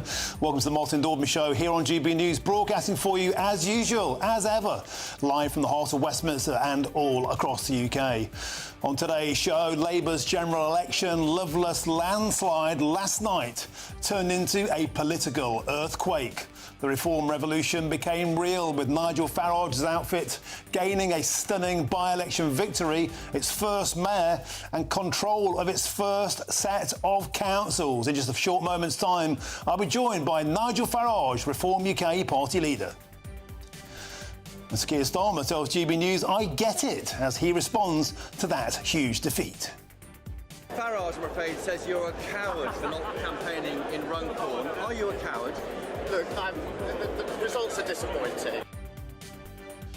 But Keir Starmer's nightmare on Downing Street might not end there, because at 5 p.m, Labour's Doncaster Council could turn turquoise in what's being called an existential moment for Ed Miliband, the net zero minister. And this will have fuel to the fire of a growing rebellion, with Labour MPs calling for Keir Starmer to reverse its disastrous winter fuel allowance cut.